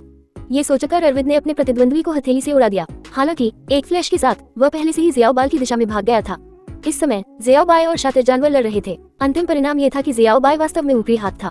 हालांकि वह इस समय थोड़ी शर्मनाक स्थिति में भी था, लेकिन उसका प्रतिद्वंद्वी स्पष्ट रूप से और भी अधिक दयनीय स्थिति में था। उसकी एक आंख पहले से ही अंधी थी और उसमें बहुत अधिक खून बह रहा था। उसके शरीर पर फर भी काफी गिर गया था। उसके पास एक पैर था। वह भी लंगड़ाते हुए ज़ियाओबाई को देख रहा था। सतर्कता और भय था। हालांकि जैसे ही ज़ियाओबाई शातिर जानवर का पीछा करने और उसे हराने वाला था, उसे अचानक खतरे का एहसास हुआ, जैसे कि उसे एक जहरीले सांप ने घूर लिया हो। उसके शरीर के सारे बाल खड़े हो गए। ज़ियाओबाई ने अचानक अपना सिर घुमाया और देखा कि एक बहुत तेज रफ्तार आकृति उसकी ओर भाग रही है। ज़ियाओबाई अवचेतन रूप से चकमा देना चाहता था, लेकिन तब तक बहुत देर हो चुकी थी। टकराना, एक बहुत बड़ा झटका ज़ियाओबाई के शरीर पर लगा, जिससे वह पीछे की ओर उड़ गया। उसके बहुत सारे चांदी के बाल गिर गए और वह एक करुण चीख के साथ बोला। जब हुआन फेंग ने ये स्थिति देखी तो उसका दिल धड़क उठा और वह जाकर मदद करना चाहता था। हालांकि इससे पहले कि वह आगे बढ़ पाता, ज़ियाओबाई ने हवा में कुछ बार लूटा। उसने वास्तव में अपने शरीर को स्थिर किया और हवा में खड़ा हो गया। अपनी आंखों में एक भयंकर भाव के साथ उसने अरविंद को घूर कर देखा, जिसने उस पर चुपके से हमला किया था। उसके मुंह के कोने से खून की बूंदें टपक रही थी। इससे वह और भी ज्यादा क्रूर लग रहा था। जब हुआन फेंग ने ये स्थिति देखी तो उसका दिल धड़क उठा और वह जाकर मदद करना चाहता था। हालांकि इससे पहले कि वह आगे बढ़ पाता, ज़ियाओबाई ने हवा में कुछ बार लूटा। उसने वास्तव में अपने शरीर को स्थिर किया और हवा में खड़ा हो गया। अपनी आंखों में एक भयंकर भाव के साथ उसने अरविंद को घूर कर देखा, जिसने उस पर चुपके से हमला किया था। उसके मुंह के कोने से खून की बूंदें टपक रही थी। इससे वह और भी ज्यादा खूंखार लग रहा था। क्या हुआ? यकीन नहीं हो रहा। अरविंद ने आश्चर्य से ज़ियाओबाई को देखा, लेकिन उसके मुंह में तिरस्कार भरा हुआ था। दहाड़। ज़ियाओबाई ने अपना सिर नीचे किया और दहाड़ लगाई। उसके बाद अचानक उसने अपना सिर उठाया और आसमान की ओर देखा। यह बादल रहित आसमान माना जाता था। अचानक एक काला बादल दिखाई दिया, जिसने सूरज को अवरुद्ध कर दिया। इससे भी अधिक आश्चर्यजनक बात यह थी कि सूरज के अवरुद्ध होने के बाद सूरज से कुछ ही दूरी पर एक चमकीला चांद दिखाई दिया। चाहे वह इंसान हो या दानव, उन्होंने ये दृश्य देखा, या फिर दुष्ट जानवर, वे सभी बहुत हैरान थे। किसी को ये पता होना चाहिए कि अभी दिन का समय था या दोपहर का। ये दिन के बीच में था। सूरज अपने सबसे प्रचंड रूप में था, इसलिए चांद का दिखाई देना असंभव था। और अब आसमान में सूरज छिप गया था और एक चमकीला चांद दिखाई दिया। ये बहुत ही आश्चर्यजनक था, लेकिन यह अंत था। अचानक चमकता हुआ चांद अचानक से प्रकाश की किरण से बाहर निकला। प्रकाश में एक ठोस पदार्थ था और यह सीधे ज़ियाओबाई के शरीर की ओर जा रहा था। बहुत जल्दी ही ज़ियाओबाई का शरीर चांदनी से लिपट गया। उसके शरीर पर लगे घावों से अब खून नहीं बह रहा था और उसके शरीर का फर और भी ज्यादा चांदी जैसा और पारदर्शी हो गया था। यह संप्रदाय के नेता देहो और अन्य लोगों ने इस अजीब दृश्य को देखा। कोमल चांदनी में नहाए हुए Silver Moon Roaring Sky Wolf को देखकर उन्हें एक पल के लिए समझ में नहीं आया कि क्या कहें। उसने पहले कभी ऐसा दृश्य नहीं देखा था। उसे ये भी नहीं पता था कि क्या हो रहा है। ज़ियाओबाई, जिसे Silver Moon Roaring Sky Wolf के नाम से भी जाना जाता था, अब अपनी पूरी अवस्था में थी। उसका शरीर पहले से थोड़ा लंबा लग रहा था। उसने अपनी आंखें बंद कर ली। उसका चेहरा आनंद से भरा हुआ था। यह कोमल चांदनी परिवार की तरह थी। उसने उसे धीरे से दुलारा। इसके बाद ज़ियाओबाई के शरीर से एक पवित्र और कोमल ऊर्जा फैली। ये सभी दिशाओं में फैल गई। जब मनुष्य और शैतानों ने इस ऊर्जा को महसूस किया तो उन्हें कुछ खास महसूस नहीं हुआ। हालांकि जब उन दुष्ट जानवरों ने इस ऊर्जा को महसूस किया, उन सभी ने पूजा और श्रद्धा की अभिव्यक्ति की। दुष्ट जानवर जो पहले आकाश में उड़ रहा था अब एक एक करके नीचे उतर आया था। वे सभी जियाओबाई की दिशा में घुटनों के बल बैठ गए। उनके सिर जमीन से कसकर चिपके हुए थे, मानो वे जियाओबाई को देख रहे हों। ये सब जियाओबाई के प्रति इश्निंदा थी। जहाँ तक जमीन पर मौजूद दुष्ट जानवर की बात है तो उनके बारे में बात करने की जरूरत और भी कम थी। इस समय वे पहले से ही घुटनों के बल बैठे थे, जैसे कि वे किसी देवता की पूजा कर रहे हों। ये भाव उस समय की तुलना में और भी तीव्र था जब वे काले दुष्ट जानवर और अरविंद का सामना कर रहे थे। कोई नहीं जानता था कि उनके मन में काले और दुष्ट जानवर के लिए कितना सम्मान था। पहले जब इन दुष्ट जानवरों ने काले बार्ड ड्रैगन और अरविंद का सामना किया था, यह मजबूत के प्रति समर्पण का संकेत है। लेकिन अब जब जियाओबाई का सामना करना पड़ा तो यह एक देवता का सामना करने जैसा था। ये सम्मान और पूजा की भावना थी जो उसके दिल की गहराई से आई थी। यह एक ऐसी भावना थी जिसे देखकर ही निंदा की जा सकती थी। यहाँ तक कि वो क्रूर जानवर जो इसके बाद जियाओबाई से लड़ रहा था, इस समय उसके चेहरे पर क्रूर भाव गायब हो गया और एक अत्यंत विनम्र भाव में बदल गया। वह वहाँ सम्मानपूर्वक घुटनों के बल बैठा था और उसकी आंखों में जियाओबाई के प्रति नाराजगी का कोई निशान नहीं था। वहाँ उपस्थित सभी लोग बड़े आश्चर्य से अपने सामने के दृश्य को देख रहे थे। उन्हें समझ में ही नहीं आ रहा था कि आखिर हुआ क्या था और क्यों एक क्रूर जानवर अचानक से जियाओबाई के प्रति इतना सम्मानपूर्ण रवैया दिखा रहे थे। ये तो पता ही था कि कुछ समय पहले ही दोनों पक्षों के बीच तीखी नोकझोंक हुई थी। वे एक दूसरे को मार डालना चाहते थे, लेकिन अब इतना बड़ा बदलाव आ चुका था। सबसे पहले जो व्यक्ति समझ पाया कि क्या हो रहा था वह शायद हुआन फेंग था, क्योंकि केवल वही जानता था कि जियाओबाई कोई साधारण भेड़िया नहीं था। वह पौराणिक सिल्वर मून रोआरिंग स्काई वुल्फ था जो एक दिव्य जानवर था, और वर्तमान दुष्ट जानवर केवल एक साधारण नस्ल था। यहाँ तक कि पिछले काले बार्ड ड्रैगन केवल एक आधा अमर चरण था। उनके और दिव्य जानवर के बीच अभी भी एक बड़ा अंतर था। यहाँ तक कि अगर काला बार्ड ड्रैगन अब प्रकट होता है तो उसे जियाओबाई के सामने सम्मानपूर्वक घुटने टेकना होगा। उसने विरोध करने की हिम्मत नहीं की। ये वैसा ही था जैसे जब मनुष्य ने एक महान उच्च देवता को देखा था। इसके अलावा इस उच्च देवता के बारे में कई किंवदंतियां थी। अगर मनुष्य एक ऐसे उच्च देवता को देखता जो केवल किंवदंतियों में दिखाई देता है तो वह वर्तमान दुष्ट जानवर के समान ही होगा। ये पूजा और सम्मान का एक रूप था जो उनके दिल की गहराई से आया था। वे बस प्रतिरोध के किसी भी विचार को इकट्ठा नहीं कर सकते थे। इस समय जियाओबाई की आभा चांदनी से रोशन थी। वह लगातार ऊपर उठ रही थी, साथ ही चांदनी भी उसके शरीर से निकल रही थी। वह धीरे धीरे फैलती हुई आसपास के इलाकों में फैल गई। घायल शातिर जानवर चांदनी को महसूस करने के बाद उसके शरीर पर लगी चोटें नंगी आंखों से दिखाई देने वाली गति से ठीक हो रही हैं। यहाँ तक कि शातिर जानवर जिसे पहले अंदरूनी चोटें लगी थी वह भी एक स्थिर दर से ठीक हो रहा था। जब अरविंद ने ये दृश्य देखा तो उसे पता चल गया कि कुछ बुरा होने वाला है। इससे पहले उसने केवल अपने शरीर में मौजूद काले फ्लड ड्रैगन की कीवी का इस्तेमाल करके दुष्ट जानवर को नियंत्रित किया था। हालांकि वह ये भी जानता था कि इस तरह का नियंत्रण मूर्खतापूर्ण नहीं था, ये केवल अस्थायी था। वे दुष्ट जानवर वास्तव में उसके प्रति वफादार नहीं थे, और अब वह बात जिसकी उसे चिंता थी आखिरकार हो गई थी। जब इन दुष्ट जानवरों ने जियाओबाई का सामना किया तो उनके दिल की गहराइयों से उनके प्रति सम्मान झलक रहा था। अरविंद इसे स्पष्ट रूप से देख सकता था। ऐसी परिस्थितियों में उसने दुष्ट जानवर से जियाओबाई या नश्वर दुनिया में जियाओबाई द्वारा समर्थित कई संप्रदायों पर हमला करने का अनुरोध किया। ये स्पष्ट रूप से असंभव था। सौभाग्य से अरविंद ने अपनी सारी उम्मीदें इन दुष्ट जानवरों पर नहीं लगाई थी। उसे खुद पर सबसे ज्यादा भरोसा था, वरना इन दुष्ट जानवरों के अचानक विश्वासघात से वह पागल हो जाता। हालांकि भले ही उसने अपनी सारी उम्मीदें इन शातिर जानवरों के विद्रोह और जियाओबाई की कीवी की वृद्धि पर नहीं रखी हो, वह उन्हें इस तरह जारी नहीं रहने दे सकता था। इसलिए शो देखने के बाद अरविंद ने फिर से अपनी चाल चली। उसका लक्ष्य चांदनी में जियाओबाई था। वाह! जब जियाओबाई ने अरविंद को तेजी से आगे बढ़ते देखा तो वह फिर से दहाड़ने लगा। फिर उसने बिना किसी कमजोरी के अरविंद पर हमला कर दिया। 1896 हुआन फेंग ने अपना कदम उठाया। जियाओबाई की आकृति बहुत तेज थी, चांदी की लौ की तरह। वह अरविंद की ओर दौड़ी। चांदी की रोशनी ने पूरे दृश्य को रोशन कर दिया। वाह! इस समय जियाओबाई के सामने घुटने टेकने वाले असंख्य क्रूर जानवर सभी ने अपना सिर उठाया और जियाओबाई की दिशा में देखा। उसके बाद वे सभी अरविंद की ओर दौड़े। ऐसा लग रहा था जैसे उनके दिलों में भगवान की निंदा की गई हो। वे इस व्यक्ति को मारना चाहते थे जिसने उनके भगवान को अपवित्र करने की हिम्मत की। जहाँ तक शैतानों के लोगों की बात है, वे सहज रूप से इन खतरनाक जानवरों को रोकना चाहते थे। आखिरकार हालांकि अरविंद शक्तिशाली था, लेकिन वह इतने सारे खतरनाक जानवरों के प्रभाव का सामना नहीं कर सकता था। इस बाधा के सामने दुष्ट जानवर पीछे नहीं हटा। इसके बजाय उन्होंने शैतानों के शिष्यों से लड़ना शुरू कर दिया जो उनका रास्ता रोक रहे थे। इसलिए नश्वर दुनिया में बड़े संप्रदायों के शिष्यों को घेर लिया गया और उन पर हमला किया गया। उन्होंने उन दो पक्षों को देखा जो मूल रूप से सहयोगी थे। अब जब वे एक गर्म युद्ध में थे तो वे दर्शक बन गए थे। उनमें से हर कोई स्थिति को बदलने में कुछ हद तक असमर्थ था। ये कैसे हो सकता है? जब कई लोगों ने ये दृश्य देखा तो वे अचंभित रह गए और मन ही मन बुदबुदाने लगे। ये संप्रदाय के नेता देव और अन्य उच्च अधिकारी थे जिन्हें इस तरह के अचानक परिवर्तन का सामना करना पड़ा। उन्होंने कभी नहीं सोचा था कि वे पहले से ही जियाओबाई के प्रकट होने के कारण एक निश्चित स्थिति में थे। वास्तव में एक मौलिक परिवर्तन हुआ था। शुरू में दुष्ट जानवर और शैतानों के शिष्यों ने जो उन्हें घेर रखा था, अब नश्वर दुनिया के लोगों की परवाह नहीं की। इसके बजाय उन्होंने आपस में लड़ना शुरू कर दिया। इसके अलावा लड़ाई बहुत तीव्र थी। जाहिर है यह कोई नाटक नहीं था, टकराना। इस समय अरविंद और जियाओबाई के बीच आकाश में लड़ाई हुई। जहाँ मनुष्य और जानवर एक दूसरे के संपर्क में आए, वहाँ से एक भयानक ऊर्जा फैली। दुष्ट जानवर और शैतानों के शिष्य उड़कर दूर चले गए। कुछ कमजोर लोग तो मौके पर ही मर गए। टकराना। दोनों पक्षों में बहुत तेजी से लड़ाई हुई और जियाओबाई लगातार चांदनी से घिरा हुआ था। आसपास के लोग देखना चाहते थे कि अंदर क्या हो रहा है। ऐसा करना भी बहुत मुश्किल था और केवल आवाज के जरिए ही सुना जा सकता था। अंदर दोनों पक्षों के बीच लड़ाई बहुत तीव्र थी। ताकत के मामले में जियाओबाई और अरविंद एक आदमी और एक जानवर। वे दोनों कमजोर नहीं थे। हिंसक विस्फोट के कारण आसपास की हवा का तापमान बहुत बढ़ गया। कोई भी उनके करीब नहीं जा पा रहा था, यहाँ तक कि वे शातिर जानवर भी जो ज़ियाओ बाई की मदद करने के लिए दौड़ पड़े। इस समय उन्होंने आगे बढ़ने के बजाय बाहरी क्षेत्र में रहना चुना। वाह, एक करुण पुकार सुनाई दी। फिर चांदी की रोशनी का एक गोला बाहर उड़ा। यह ज़ियाओ बाई थी। ज़ियाओ बाई का शरीर हवा में कुछ बार उछला और फिर आखिरकार स्थिर हो गया। उसके बाद चांदी की आंखों की एक जोड़ी ने अरविंद को घूर कर देखा। उसकी आंखों में लड़ने का जोश जरा भी कम नहीं हुआ। अरविंद की स्थिति भी बहुत अच्छी नहीं थी। यह उसकी हिंसक रूप से उठती गिरती छाती से देखा जा सकता था। हालांकि अरविंद अभी भी स्थिर खड़ा था। उसके चेहरे पर भाव ज्यादा नहीं बदले थे। वह भी ज़ियाओ बाई को देख रहा था। जाहिर है ज़ियाओ बाई को अभी अभी एक्सचेंज में नुकसान उठाना पड़ा था। इसकी ताकत वाकई बहुत मजबूत थी। हालांकि यह अभी भी अपने विकास के चरण में था। अगर ये परिपक्वता चरण तक पहुंच जाता तो दिव्य जानवर के रूप में अर्धअमर अवस्था वाले अरविंद को हराना बहुत मुश्किल नहीं था। अरविंद को ये बात समझ में आ गई। हालांकि उसे नहीं पता था कि ज़ियाओ बाई एक दिव्य जानवर है, फिर भी वह ज़ियाओ बाई से एक जबरदस्त खतरा महसूस कर सकता था। वह स्पष्ट रूप से महसूस कर सकता था कि वर्तमान ज़ियाओ बाई को अपनी चरम स्थिति में नहीं होना चाहिए।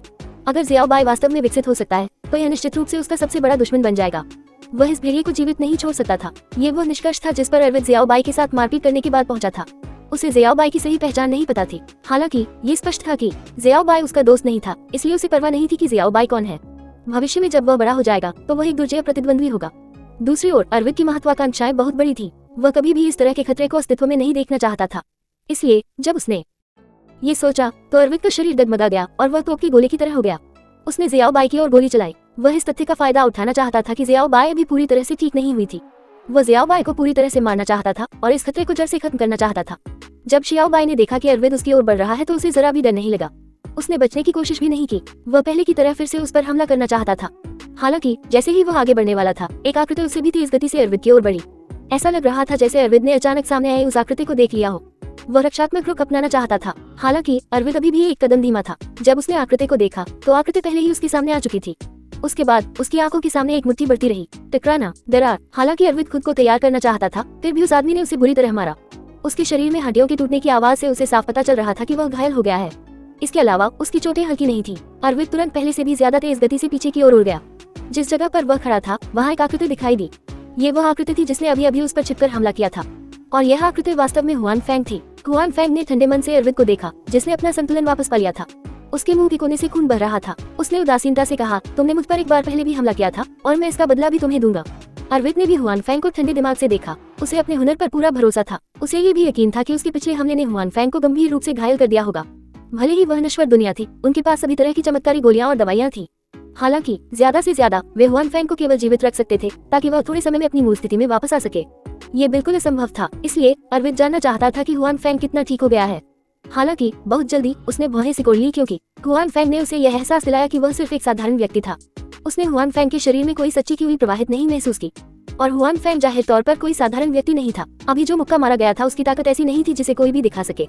फिर भी वह हुआन फैंग के शरीर में बह रही सच्ची की हुई को क्यों महसूस नहीं कर सका?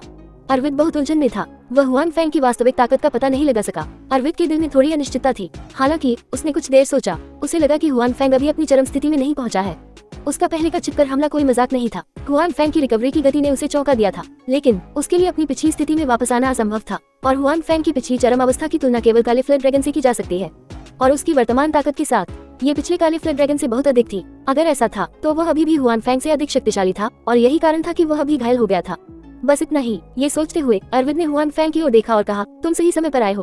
पिछली बार मैं तुम्हें मार नहीं पाया था। मुझे इसका बहुत दिनों तक पछतावा रहा है। इस बार मुझे अपने पिछले पछतावे की भरपाई करने दो। तुम्हें लगता है कि तुम मुझे मार सकते हो? हुआन फैंग ने धीरे से कहा, अगर पिछली बार तुमने छिपकर हमला नहीं किया होता तो तुम्हारे लिए मुझे चोट पहुंचाना आसान नहीं होता। वह पहले की बात है। वर्तमान में मेरी तुलना आपसे नहीं की जा सकती। अरविंद ने आत्मविश्वास से कहा। उसकी वर्तमान ताकत, हुआन फैंग चाहे कितना भी शक्तिशाली क्यों न हो, वह उसे कभी नहीं हरा पाएगा। हांगलॉन्ग, क्या ऐसा है? तो फिर चलो एक बार कोशिश करते हैं, हुआन फैंग ने कहा। Cornell LTE-KBS 81। अरविंद ने एक भयंकर दहाड़ लगाई और हुआन फैंग की ओर बढ़ा। हुआन फैंग ने पीछे हटने का विकल्प नहीं चुना, वह भी आगे बढ़ा।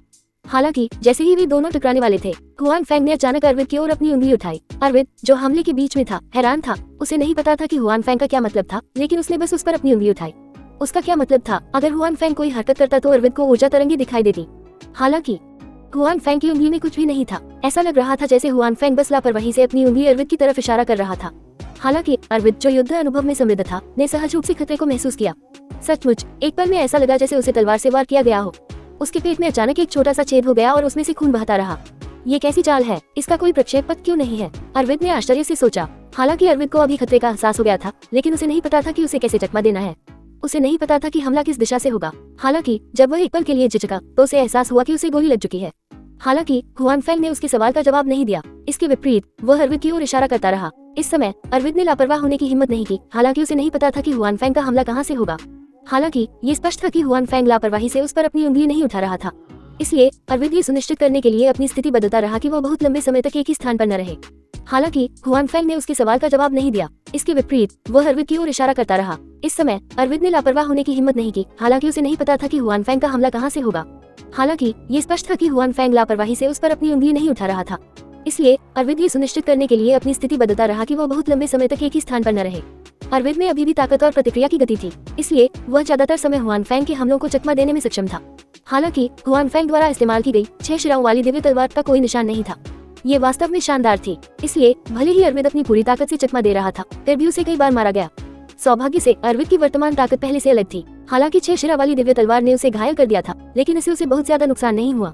हालांकि अरविंद ये भी जानता था कि अगर यही स्थिति जारी रही तो जल्द ही या बाद में हुआन फेंग उसे मौत के घाट उतार देगा। इससे भी महत्वपूर्ण बात यह थी कि ऐसा लग रहा था कि वह हुआन फेंग के पास नहीं पहुंच पाएगा। हुआन फेंग की चपलता उससे ज्यादा खराब नहीं थी। उसके करीब पहुंचने के बाद उसने सीधे उससे लड़ने का विकल्प नहीं चुना, बल्कि आगे बढ़ता रहा। साथ ही उसने उसकी ओर इशारा भी किया। 1897 इससे निपटना इस समय आसपास के लोगों ने आखिरकार प्रतिक्रिया व्यक्त की। हुआन फेंग की हरकतों से संप्रदाय के नेता देहो और अन्य लोगों ने पुष्टि की थी कि जियाओ बाई का संबंध हुआन फेंग से था। अन्यथा हुआन फेंग ने जियाओ बाल को नहीं बचाया होता। हुआन फेंग और अरविंद के बीच लड़ाई के बाद जियाओ बाई ने अपना लक्ष्य बदल दिया। ये शैतानों के शिष्यों की ओर बढ़ा। जब उन दुष्ट जानवरों ने इसकी हरकत देखी तो उन्होंने भी वही चुनाव किया और शैतानों के शिष्यों पर और भी भयंकर हमला किया। सभी को शैतानों के शिष्यों पर हमला करने दो। जहाँ तक दुष्ट जानवर का सवाल है, हमें उनके बारे में चिंता करने की जरूरत नहीं है। ऐसा लगता है कि वे अब हमारे रास्ते में हैं। संप्रदाय के नेता देहो ने निर्देश दिया। सभी ने सिर हिलाया। उन्हें लगा कि यह बेतुका है। ये सिर्फ पिछली बार ही नहीं था, वे शातिर जानवर समूह के साथ मौत तक लड़ चुके थे। अंत में इतने कम समय में दोनों पक्षों की पहचान बदल गई थी। शातिर जानवर अब उनका विरोधी नहीं था, बल्कि उनका सहायक था। बेशक हर कोई जानता था कि यह सब जियाओ बाल की वजह से था। जियाओ बाई हुआन फेंग का था और हुआन फेंग उनके पक्ष में था। वे दुष्ट जानवर जियाओ बाई से प्रभावित लग रहे थे। अब वे सभी जियाओ बाई को अपना नेता मान चुके थे। संप्रदाय के नेता देहो और अन्य लोगों ने मन ही मन राहत की सांस ली। पहले वे अभी भी चिंतित थे कि काला बार ड्रैगन आएगा। उन्हें क्या करना चाहिए। आखिरकार अरविंद ने उन्हें पहले ही परेशान कर दिया था। अगर एक और काला बार ड्रैगन आया तो उनके लिए होंगलॉन्ग। आखिरकार अरविंद और ब्लैक फ्लैग ड्रैगन बहुत शक्तिशाली थे। अपनी तरफ से वे इन दो विशेषज्ञों के खिलाफ लड़ने में सक्षम थे। हुआन फेंग अकेला था और उसके लिए अरविंद से लड़ना आसान नहीं था। अगर एक और ब्लैक फ्लैग ड्रैगन का इस्तेमाल किया जाता तो ये बहुत मुश्किल होता। हालांकि जियाओ बाई के प्रकट होने के बाद सब कुछ बदल गया। उनमें से किसी ने भी नहीं सोचा था कि जियाओ बाई इतनी शक्तिशाली होगी। हालांकि अभी अरविंद से लड़ते हुए उन्हें कुछ नुकसान हुआ था। हालांकि उनकी कुल ताकत काफी मजबूत थी, कम से कम उन सभी से ज्यादा मजबूत। इसके अलावा हर कोई महसूस कर सकता था कि जियाओ बाई की ताकत काले फ्लैग ड्रैगन से कम नहीं थी। इससे भी महत्वपूर्ण बात यह है कि जियाओ बाई के प्रकट होने के कारण वे दुष्ट जानवर, उसने अपना स्थान बदल लिया और उनमें से एक बन गया। इसके साथ ही नश्वर दुनिया के लोग जो बर्बर लोगों द्वारा घेरे गए थे, ने आखिरकार राहत की सांस ली। जीत का तराजू पहले से ही दुष्ट जानवर और शैतानों की ओर झुका हुआ था। हालांकि हुआन फेंग और जियाओ बाल के प्रकट होने के कारण पूरा तराजू होंगलॉन्ग। इसके अलावा इसका प्रभाव काफी स्पष्ट था। परिणाम स्वरूप सभी लोग काफी उत्साहित महसूस कर रहे थे। हुआन फेंग अभी भी अरविंद के खिलाफ लड़ाई में नुकसान में था। भले ही ब्लैक फ्लैग ड्रैगन यहाँ था, वे इसके बारे में कमोबेश आश्वस्त थे। संप्रदाय के नेता देहो के आदेश के तहत नश्वर दुनिया के सभी संप्रदायों के शिष्यों ने एक ही समय में शैतानों के शिष्यों पर हमला बोल दिया। शैतानों के शिष्यों ने तुरंत एक जबरदस्त दबाव महसूस किया। शुरू में शैतानों और दुष्ट जानवर के इन शिष्यों ने मिलकर नश्वर दुनिया के शिष्यों पर हमला किया था। वे अभी भी बहुत सहज महसूस कर रहे थे। हालांकि नश्वर दुनिया के शिष्यों ने पहले से ही तैयारी कर रखी थी। हालांकि दुष्ट जानवर और शैतानों की संयुक्त सेनाएं बहुत शक्तिशाली थी। उन्होंने धीरे धीरे बढ़त हासिल कर ली थी। लेकिन शैतानों के इन चेलों ने कभी नहीं सोचा था कि एक भेड़िया कहीं से अचानक प्रकट हो जाएगा। ये वही भेड़िया था जिसने युद्ध के मैदान की स्थिति को पूरी तरह से बदल दिया था। वह चांदी जैसा सफेद भेड़िया बहुत शक्तिशाली था। शैतानों के लोग, उन जनरलों सहित, उनमें से कोई भी उसका मुकाबला नहीं कर सकता था। अगर अरविंद न होता तो वे सभी भेड़िए द्वारा मारे गए होते। हालांकि चांदी की सफेद भेड़िए के प्रकट होने का प्रभाव बस इतना ही नहीं था। उन्हें ये भी नहीं पता था कि दुष्ट जानवर के साथ क्या हो रहा था। वे वास्तव में चांदी की सफेद भेड़िए की पूजा कर रहे थे। अगर ऐसा था तो जो दो पक्ष मूल रूप से सहयोगी थे, उन्होंने अचानक एक दूसरे पर तलवारें खींची और दुश्मन और दोस्तों के बीच का रिश्ता तुरंत बदल गया। इस समय नश्वर दुनिया के कई संप्रदायों के शिष्यों ने भी शैतानों पर हमला बोल दिया। मूल रूप से शैतानों के लोग केवल दुष्ट जानवर का विरोध करने में सक्षम थे। अब वे नश्वर दुनिया के शिष्यों, शैतानों के लोगों के साथ मिल गए थे। एक पल में वे नुकसान में थे। अरविंद ने स्थिति देखी और बहुत चिंतित था। स्थिति उनके लिए अधिक से अधिक प्रतिकूल होती जा रही थी। उसे उम्मीद नहीं थी कि हुआन फेंग, जो अभी अभी ठीक हुआ था, पहले से ही इस स्तर पर पहुंच गया था।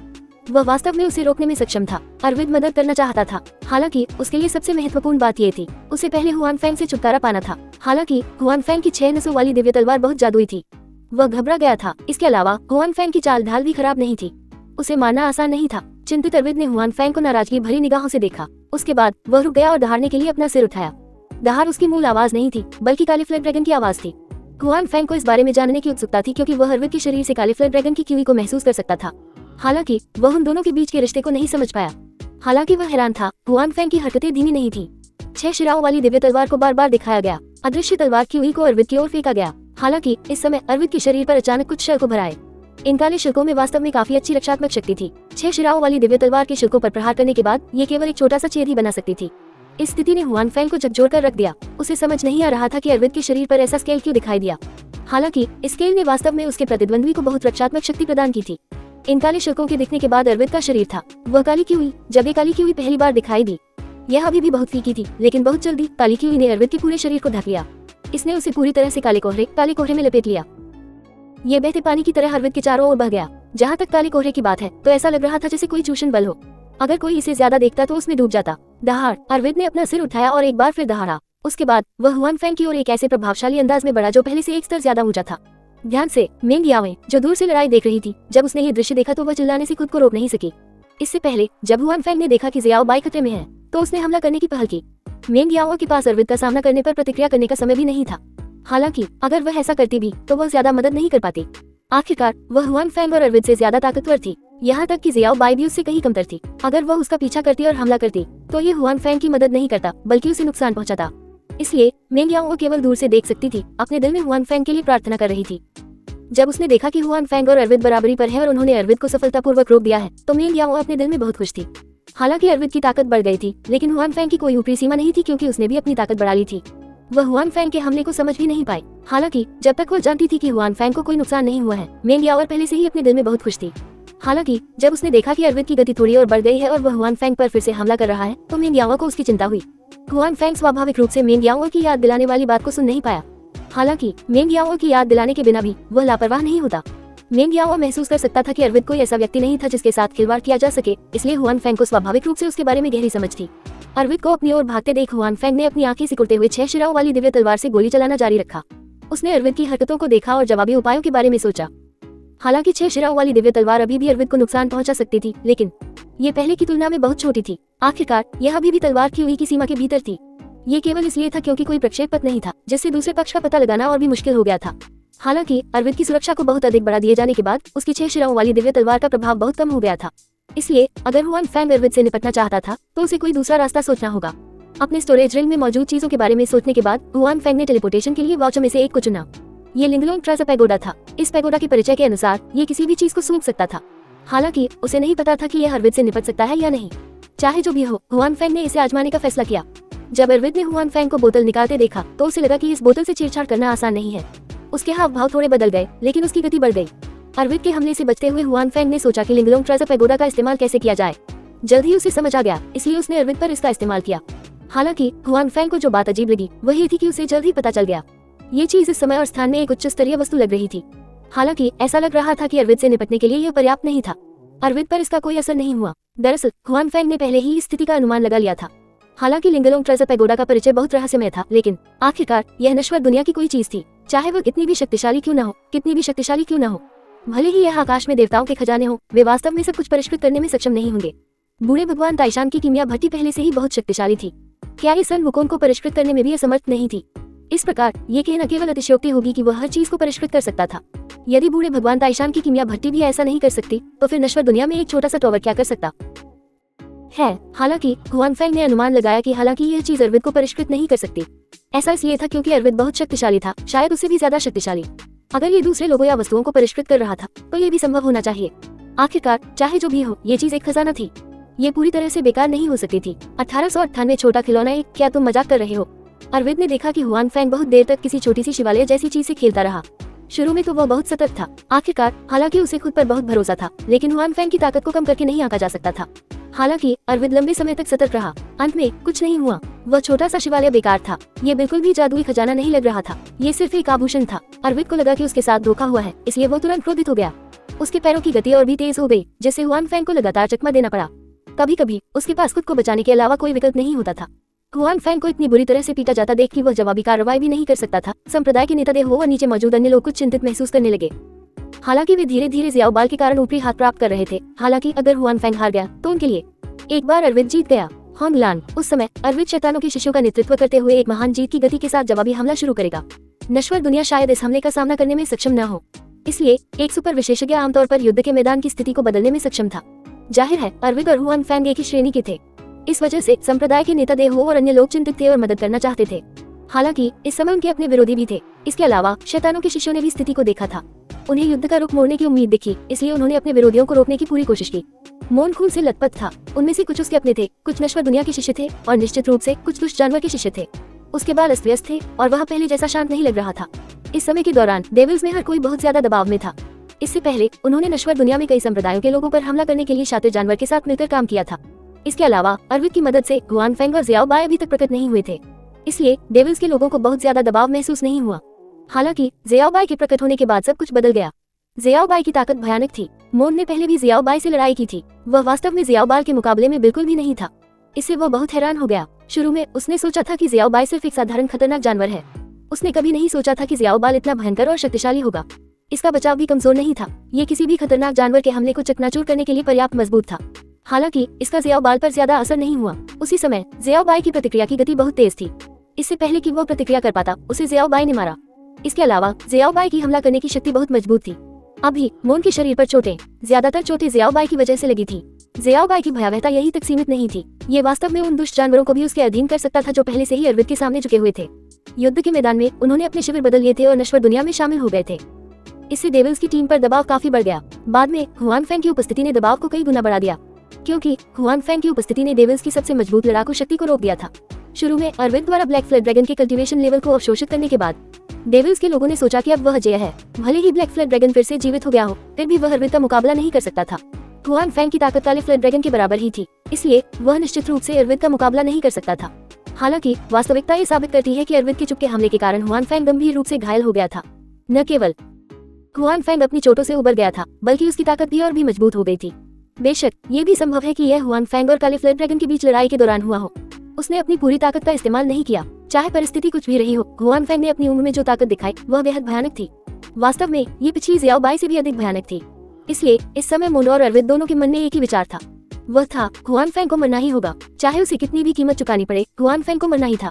शैतानों के लिए नश्वर दुनिया में ऐसी अद्वितीय प्रतिभा उभरी थी, बिल्कुल भी अच्छी बात नहीं थी। इसलिए जब उन्होंने देखा कि अरविंद ने एक बार फिर हुआन फैंग को सफलतापूर्वक दबा दिया है, तो हुआन फैंग केवल हमले को रोकने में सक्षम था और उसके पास वापस लड़ने की ताकत भी नहीं थी।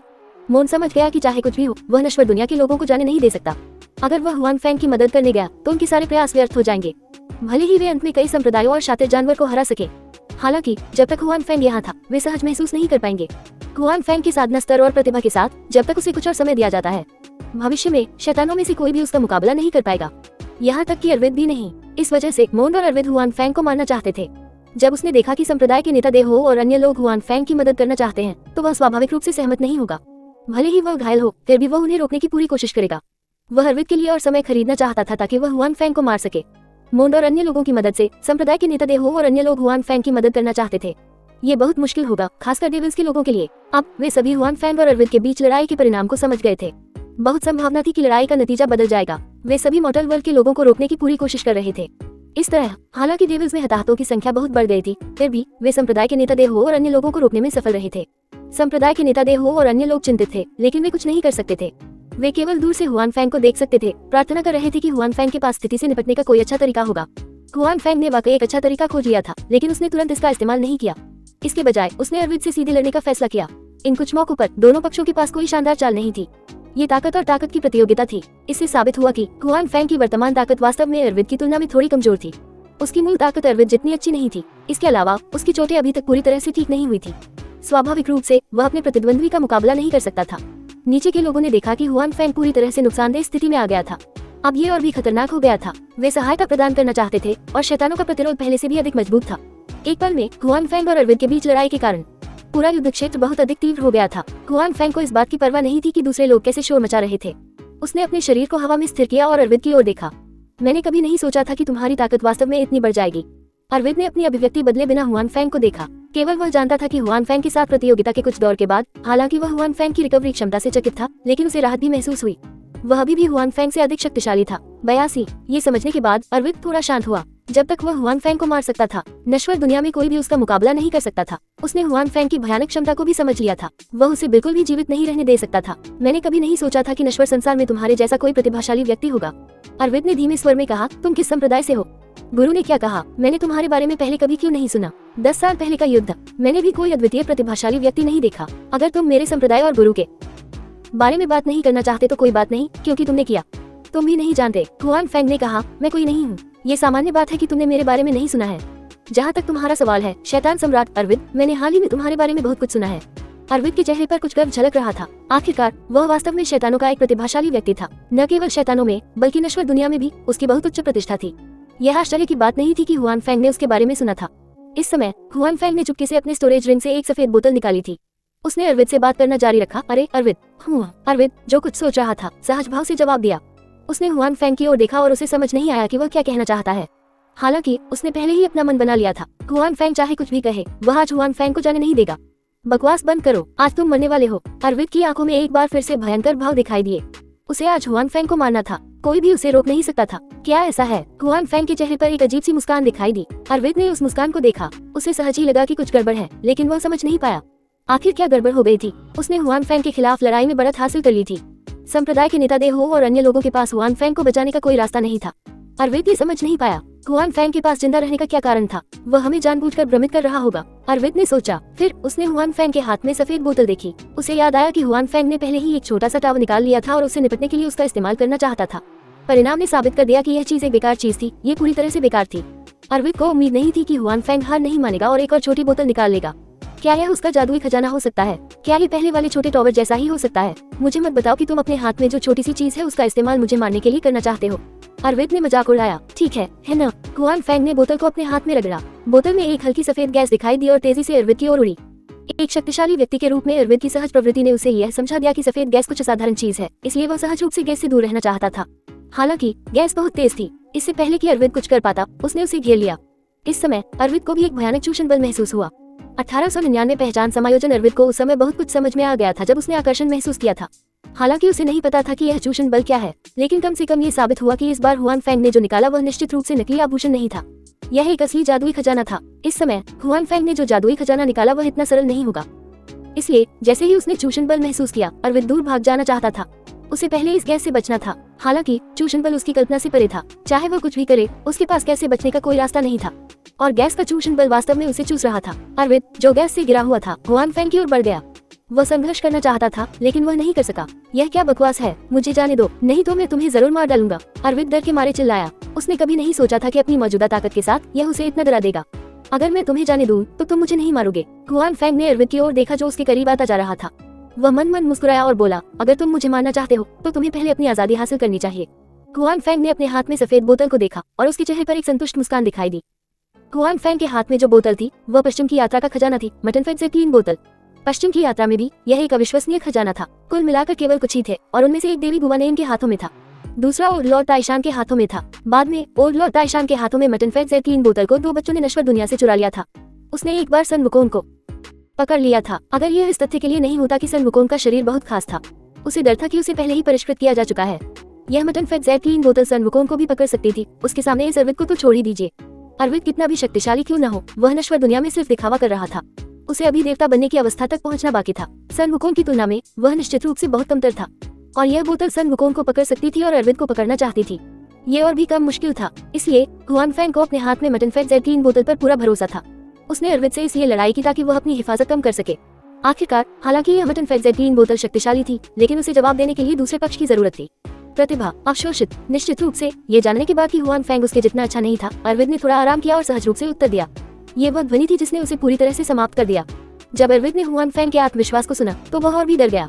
इस तरह का डर उसे पहले शायद ही कभी हुआ हो। इससे पहले भले ही उसका सामना अपने से ज्यादा ताकतवर प्रतिद्वंद्वी से हो, उसे हमेशा खुद पर भरोसा था। उसे यकीन था कि वो जरूर जीतेगा।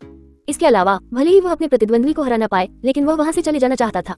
इससे कोई समस्या नहीं होगी। 10 साल पहले इंसानों और शैतानों के बीच हुए महायुद्ध में भी यही हुआ था। अरविंद को नश्वर दुनिया के कई विशेषज्ञों ने घेर लिया था और अंततः वह हार गया। हालांकि उसके पास भागने का एक रास्ता था और अंत में वह नहीं मरा।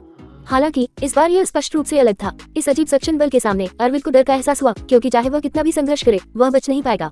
वह मुक्त नहीं हो सका और हुआन फैंग के पास जाना जारी रखा। सटीक रूप से कहें तो वह हुआन फैंग के हाथ में सफेद बोतल के करीब पहुंच रहा था। अरविंद को पहले सफेद बोतल की परवाह नहीं थी, उसने उसे अपने दिल में नहीं रखा था, लेकिन अब उसके मन में ऐसे विचार नहीं थे। हालांकि उसे नहीं पता था कि वह चीज क्या है, फिर भी एक बात थी जिसके बारे में उसे यकीन था, यह एक बहुत ही भयानक जादुई खजाना होगा। अरविंद के पास ये सोचने का समय नहीं था कि हुआन फैंग के पास इतना शक्तिशाली जादुई खजाना क्यों है। उसे सहज ही लगा कि अगर वह इसमें फंस गया तो उसकी जान खतरे में पड़ जाएगी, इसलिए उसे संघर्ष करना पड़ा। वह वहां जाना नहीं चाहता था, हालांकि चाहे वह कितना भी संघर्ष करे ये बेकार था। हुआन फैंग भी जल्दी में नहीं था, वह बस चुपचाप उसे देखता रहा। इससे अरविंद को और भी बेचैनी महसूस हुई। इस समय हुआन फैंग और अरविंद की असामान्य घटना, आखिरकार हर कोई जानता था कि क्या चल रहा था। उनकी लड़ाई का परिणाम निश्चित रूप से पूरे युद्ध के मैदान को प्रभावित करेगा। इसके अलावा इसका बहुत बड़ा प्रभाव होगा, इसलिए चाहे वह नश्वर दुनिया के लोगों या शैतानों के अन्यायी, वास्तव में वे सभी गुप्त रूप से यहाँ की स्थिति पर ध्यान दे रहे थे।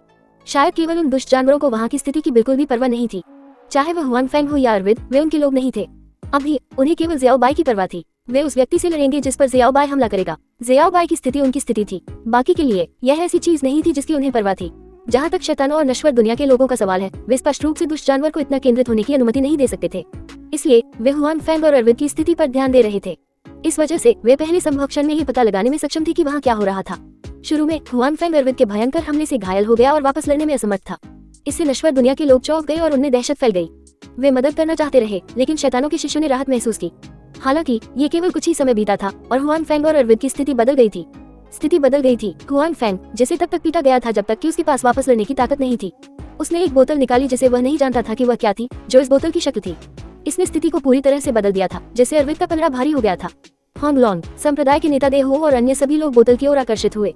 हालांकि वे इसे कैसे भी देखें, वे नहीं बता सकते थे कि यह क्या है। वे केवल इतना जान सकते थे कि यह बोतल हुआन फैंग का जादुई खजाना था। हालांकि भले ही वे नहीं जानते थे कि यह क्या है, फिर भी इसने संप्रदाय के नेता देहो और अन्य लोगों को खुश होने से नहीं रोका, क्योंकि वे सभी देख सकते थे कि यह बोतल एक बहुत शक्तिशाली जादुई खजाना था। हुआन फैंग ने इस बोतल के साथ स्थिति को पूरी तरह से बदल दिया था। अब वह पहले से ही ऊपरी हाथ हासिल कर चुका था और यह जानना ही उनके लिए काफी था। नश्वर संसार के लोग अच्छे मूड में थे और शैतानों के लोग भी स्वाभाविक रूप से बुरे मूड में थे। शुरू में वे अरविंद को बढ़त हासिल करते देख बहुत खुश थे। वे नुकसान में थे और अगर अरविंद उनका स्वागत करते तो वे इस नुकसान को दूर कर सकते थे। हालांकि उनकी खुशी ज्यादा देर तक नहीं टिकी। उन्होंने हुआन फैंग को एक बोतल का इस्तेमाल करते देखा जिसके बारे में उन्हें नहीं पता था कि वह क्या है। स्थिति पूरी तरह बदल गई थी, वह नुकसान से लाभ में बदल गया था। इसके अलावा डेविल्स के लोग स्पष्ट रूप से देख सकते थे कि अरविंद पहले से ही संघर्ष कर रहा था। हालांकि वह बिल्कुल भी मुक्त नहीं हो सका। जल्दी जाओ और लॉर्ड मोनाक की मदद करो। मोन ने वर्तमान स्थिति को स्पष्ट रूप से समझा, इसलिए उसने तुरंत आसपास के शैतान के शिष्यों को आदेश दिया। मोन ने अनुमान लगाया कि जब तक हुआन फैंग मारा जाता है तब तक अरविंद की दुर्दशा स्वाभाविक रूप से हल हो जाएगी। भले ही वह हुआन फैंग को न मार सके, लेकिन जब तक वह अरविंद को उसकी दुर्दशा से बचा सकता है तब तक ये ठीक रहेगा। मोन की बातें सुनकर शैतानों के शिष्य तुरंत उसकी ओर दौड़ पड़े। हुआन फैंग बिना किसी हिचकिचाहट के, क्या अब हम जल्दी में हैं? बिल्कुल नहीं। संप्रदाय के नेता देहो और अन्य लोगों ने शैतानों के लोगों के प्रदर्शन को देखकर एक व्यंग्यात्मक मुस्कान प्रकट की, लेकिन उनकी चाल बिल्कुल भी धीमी नहीं थी। पहले नश्वर दुनिया के लोग हुआन फैंग को बचाना चाहते थे, लेकिन उन्हें शैतानों के लोगों ने रोक दिया था। अब स्थिति उलट गई थी। अगर शैतानों के लोग अरविंद को बचाना चाहते थे तो नश्वर दुनिया के लोग स्वाभाविक रूप से उन्हें जाने नहीं देंगे। दोनों पक्षों की पहचान तुरंत बदल गई। पहले तो वे घेरे से बाहर निकलना चाहते थे, लेकिन अब वे रक्षात्मक मुद्रा में थे। पहले तो वे सिर्फ उन्हें रोकना चाहते थे, लेकिन अब वे घेरे से बाहर निकलने की पूरी कोशिश कर रहे थे। नीचे की लड़ाई एक बार फिर तीव्र हो गई। हालांकि नश्वर दुनिया का पलड़ा भारी था, क्योंकि वे अब लड़ाई शुरू होने का इंतजार कर सकते थे। उन्हें बचाने के बारे में सोचने की जरूरत नहीं थी। हुआन फैंग पहले से ही अपनी ताकत पर भरोसा कर चुका था। उन्हें स्थिति के उलट होने की चिंता करने की जरूरत नहीं थी। इस प्रकार नश्वर संसार का स्वाभाविक रूप से प्रभुत्व रहेगा। अब जो लोग चिंतित थे वे शैतानों के लोग थे। वे अब नश्वर दुनिया के लोगों की भावनाओं को पूरी तरह से समझ सकते थे। वे अपने दिल में चिंतित महसूस कर रहे थे। हालांकि उनके लिए नश्वर दुनिया की नाकाबंदी को तोड़ने का कोई रास्ता नहीं था। चिंतित होना बेकार था। जब नश्वर दुनिया के लोगों ने शैतानों के चेहरों पर चिंता के भाव देखे तो वे मन ही मन बहुत खुश हुए। ये समय आप सभी के लिए भी था। हमें रोकने का अभिमान कहाँ चला गया? अब आप जानते हैं कि चिंतित कैसे होना है। बहुत देर हो चुकी है। बेशक जब नश्वर दुनिया के लोग शैतानों के लोगों को रोक रहे थे तो हुआन फैंग के लिए उनकी प्रशंसा और भी बढ़ गई। शुरू में जब उन्होंने अरविंद की ताकत में अचानक वृद्धि देखी तो वे बहुत चिंतित थे। उन्हें डर था कि हुआन फैंग उसका मुकाबला नहीं कर सकता। आखिरकार हुआन फैंग की ताकत काले फ्लड ड्रैगन के बराबर ही थी। इसके अलावा वह घायल हो गया था। हालांकि उन्होंने कभी नहीं सोचा था कि हुआन फैंग इतना शानदार होगा। हालांकि उसे शुरुआत में अरविंद ने दबा दिया था। हालांकि उसके पास अभी भी एक तुरुप का पत्ता था। इसके अलावा यह इतना शक्तिशाली तुरुप का पत्ता था, इसे निकालते ही इसने स्थिति को पूरी तरह से बदल दिया था। उसने अरविंद को इतनी बुरी तरह से पीटा था कि उसके पास वापस लड़ने की भी ताकत नहीं थी। हुआन फैंग की पहचान के बारे में कई लोगों के अपने अपने अनुमान थे। हालांकि उनके पास जो भी अनुमान था उन्हें सटीक उत्तर नहीं पता था। हालांकि इस समय उत्तर स्पष्ट रूप से सबसे महत्वपूर्ण नहीं था। जो महत्वपूर्ण था वह यह था कि उनके पास ऊपरी हाथ था। इस समय हुआन फैंग और अरविंद की तरफ आसमान में युद्ध का नतीजा और भी स्पष्ट होता जा रहा था। शुरू में अरविंद सिर्फ संघर्ष करता और दहाड़ता था, लेकिन अब उसकी आवाज में डर भरा हुआ था। खासकर जब वह अपनी पूरी ताकत लगाकर भी आजाद नहीं हो पा रहा था, तो वह और भी ज्यादा डर गया था। इस समय हुआन फैंग और अरविंद की तरफ आसमान में युद्ध का नतीजा और भी स्पष्ट होता जा रहा था। शुरू में अरविंद सिर्फ संघर्ष करता और दहाड़ता था, लेकिन अब उसकी आवाज में डर भरा हुआ था। खासकर जब वह अपनी पूरी ताकत लगाकर भी आजाद नहीं हो पा रहा था, तो वह और भी ज्यादा डर गया था। चिल्लाना बंद करो, चाहे जितना चिल्लाओ सब बेकार है। याद रखो, भविष्य में जब कोई तुम्हें बुलाए तो यूं ही सहमत मत हो जाना। हुआन फैंग ने अरविंद की ओर देखा और सपाट लहजे में कहा। यहाँ तक कि सन वुकोंग भी मुक्त नहीं हो सका। अरविंद के लिए भी ऐसा करने की कोई संभावना नहीं थी। 1900 में आत्महत्या कर ली। अरविंद ने ऐसा अभिनय किया जैसे उसने हुआन फैंग की बात नहीं सुनी। बेशक वह हुआन फैंग की बात सुनने के मूड में नहीं था। इस समय वह उस सक्शन फोर्स से मुक्त होने की सभी तरह के तरीकों के बारे में सोच रहा था जिसने उसके दिल की धड़कन बढ़ा दी थी। हालांकि अब अरविंद के पास असाधारण क्षमताएं थी। वह बहुत सी तरकीबें जानता था। हालांकि भले ही उसने अपनी पूरी कोशिश की, फिर भी वह चूषण बल से मुक्त नहीं हो सका। इसके बजाय वह महसूस कर सकता था कि चूषण बल और भी मजबूत होता जा रहा था। यह उसे हुआन फैंग से दूर खींचता रहा। जब शैतानों के शिष्यों ने ये दृश्य देखा तो वे लगभग पागल हो गए, खासकर उन योद्धाओं ने। उन्हें एक संवेदनशील भावना थी कि एक बार अरविंद को चूसा गया तो परिणाम गंभीर होंगे, इसलिए वे वहां जाकर मदद करना चाहते थे। वे यह नहीं देख सकते थे कि उनके शाही सम्राट को उनके सामने ही पकड़ लिया गया। हालांकि शैतानों के शिष्यों ने स्थिति को समझा। नश्वर दुनिया के शिष्य वे कैसे नहीं समझ सकते थे। जब उन्होंने देखा कि हुआन फैंग ने अरविंद के साथ क्या किया तो वे भी समझ गए। अब जबकि हुआन फैंग का ऊपरी हाथ था, उन्हें जो करने की जरूरत थी वह था, वे बस त्रासदी को फिर से होने से रोकना चाहते थे और हुआन फैंग की रक्षा करना चाहते थे। वे उसे फिर से घात लगाए जाने से रोकना चाहते थे। इस तथ्य के बारे में कि हुआन फैंग पर नश्वर दुनिया में विभिन्न संप्रदायों के उच्च अधिकारियों अरविंद द्वारा घात लगाया गया था। उस समय हुआन फैंग काले बार ड्रैगन के साथ लड़ रहा था और ये लोग इस मामले में ज्यादा मदद नहीं कर सकते थे, लेकिन वे पीछे से हुआन फैंग की सुरक्षा पूरी तरह से कर सकते थे। परिणाम स्वरूप उनकी लापरवाही के कारण हुआन फैंग पर अरविंद ने घात लगाकर हमला किया, जिससे वह गंभीर रूप से घायल हो गया। अब तक वह पूरी तरह से ठीक नहीं हुआ था, जिससे उन्हें बहुत दोषी महसूस हुआ और अब उनके सामने स्थिति पहले जैसी ही थी। हुआन फैंग अरविंद के साथ अपनी लड़ाई पर ध्यान केंद्रित कर रहा था। वे इसमें ज्यादा मदद नहीं कर सकते थे, लेकिन वे हुआन फैंग के आसपास के लोगों को शैतानों के आसपास के शिष्यों से बचने में मदद कर सकते थे। वह हुआन फैंग पर चुपके से हमला करेगा। बेशक उसे काले फ्लड ड्रैगन के खिलाफ भी सावधानी बरतनी थी जो कभी दिखाई नहीं दिया था। इसलिए भले ही शैतानों के शिष्य अपने जीवन का बलिदान करने के लिए तैयार हो, फिर भी वे हुआन फैंग की ओर दौड़ेंगे। नश्वर दुनिया के शिष्य भी खुद को बचाने की पूरी कोशिश कर रहे थे। अगर वे सफल नहीं हुए तो शैतानों के शिष्य इसके बारे में कुछ नहीं कर पाएंगे। वे उस जगह के करीब पहुंच रहे थे जहां हुआन फैंग और अरविंद थे। अंत में नश्वर दुनिया और शैतानों के असंख्य शिष्यों की निगाहों के सामने अरविंद हुआन फैंग के सामने खींचे जाने के बाद अरविंद का शरीर तेजी से सिकुड़ने लगा।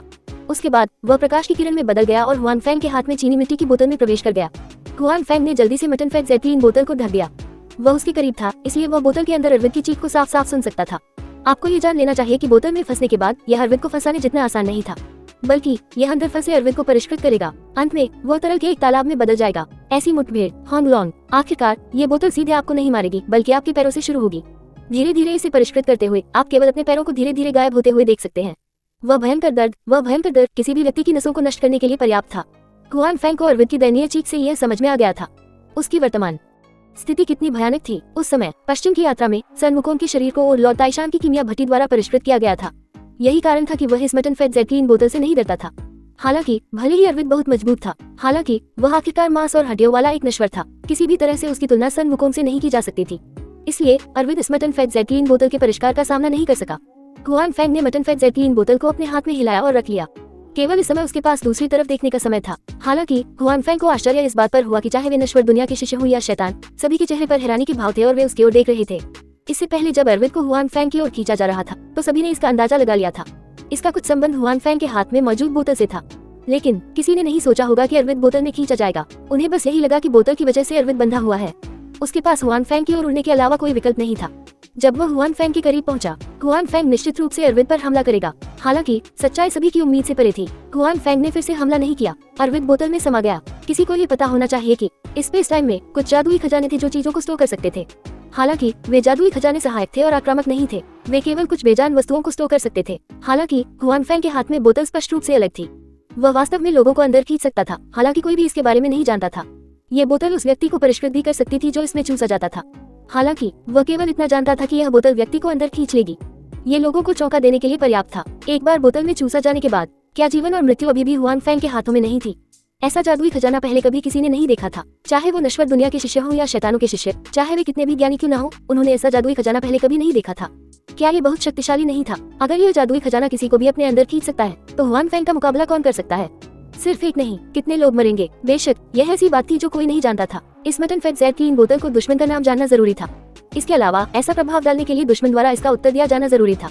अगर अरविंद अभी विचलित न होता तो उसकी ऐसी हालत नहीं होती। अगर हुआन फेंग उसे हराना चाहता तो वह कोई दूसरा तरीका ही चुन सकता था। हालांकि ये स्पष्ट था कि किसी को भी इस स्थिति के बारे में पता नहीं था, इसलिए वे सभी हैरान होकर हुआन फेंग को देख रहे थे, उसके हाथ में बोतल की ताकत से हैरान। तुमने हमारे भगवान शैतान सम्राट के साथ क्या किया? मोन को अपने प्रतिद्वंद्वी से लड़ने की कोई परवाह नहीं थी। उसने हुआन फेंग से भयभीत चेहरे के साथ पूछा, उसकी आवाज कांप रही थी। शैतानों के लोगों के लिए सबसे महत्वपूर्ण बात शैतान सम्राट की सुरक्षा थी। भले ही वे नश्वर दुनिया में कई संप्रदायों को हरा न सके, फिर भी वे इस पर विश्वास करेंगे।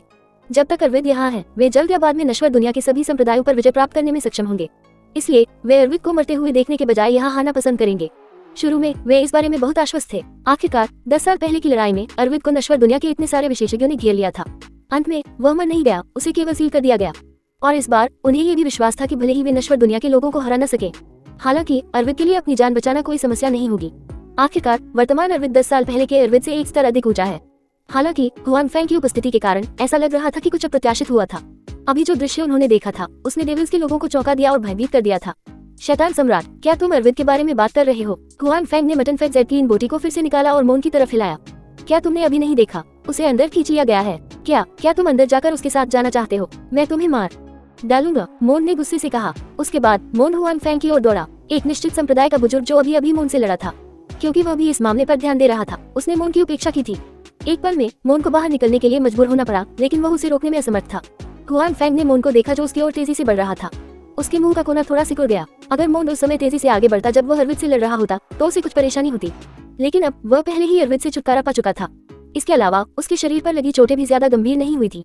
हालांकि वह अभी तक पूरी तरह से ठीक नहीं हुआ था, लेकिन उसे नहीं लगता था कि मोन से निपटने में कोई समस्या होगी। तुम अपने आप को बहुत ज्यादा आंकते हो, हुआन फेंग ने खुद से कहा। पीछे हटने के बजाय वह आगे बढ़ा और मोन की ओर दौड़ा। मनाना, वे दोनों हवा में मिले, उनकी मुट्ठियां आपस में टकराई और एक भयानक की हुई उभरी। उसके बाद मोन, जो अभी भी ऊपर उठ रहा था, पहले से भी ज्यादा तेज गति से जमीन पर गिर गया। टकराना, मोन का शरीर जमीन पर जोर से गिरा। एक बड़ा गड्ढा बन गया और धूल हर जगह उड़ने लगी। जब धूल जम गई तो सभी ने देखा कि मोन गड्ढे में पड़ा हुआ था और उसके हाथ पैर खुले हुए थे। उसके मुंह के कोने से खून बह रहा था। मोन उठना चाहता था, लेकिन उसके अंग अचानक से नम पड़ गए थे। उसके लिए अपने शरीर को संभालना नामुमकिन था। उसके चेहरे पर सिर्फ दर्द भरा भाव था। दूसरी ओर हुआन फेंग हवा में था, गड्ढे में मोन को ठंडे भाव से देख रहा था। उसके चेहरे पर कोई दया नहीं थी। हर किसी के अलग अलग दृष्टिकोण थे, इसलिए उस पर दया करने की कोई जरूरत नहीं थी। हुआन फेंग के मुंह ने अभी अभी मोन के शरीर की सारी हड्डियां तोड़ दी थी, इसलिए भले ही मोन अभी मरा नहीं था, लेकिन वह किसी अपंग से अलग नहीं था। अगर ऐसा था तो वह एक मरा हुआ आदमी ही हो सकता था, या कम से कम उसे ज्यादा दर्द तो नहीं सहना चाहिए था। मोन को भी यह बात समझ में आ गई थी। उसने हुआन फेंग को घूर कर देखा। उसकी आंखें नफरत से भरी हुई थी। वह चाहता था कि वह हुआन फेंग को चीरकर अलग कर दे।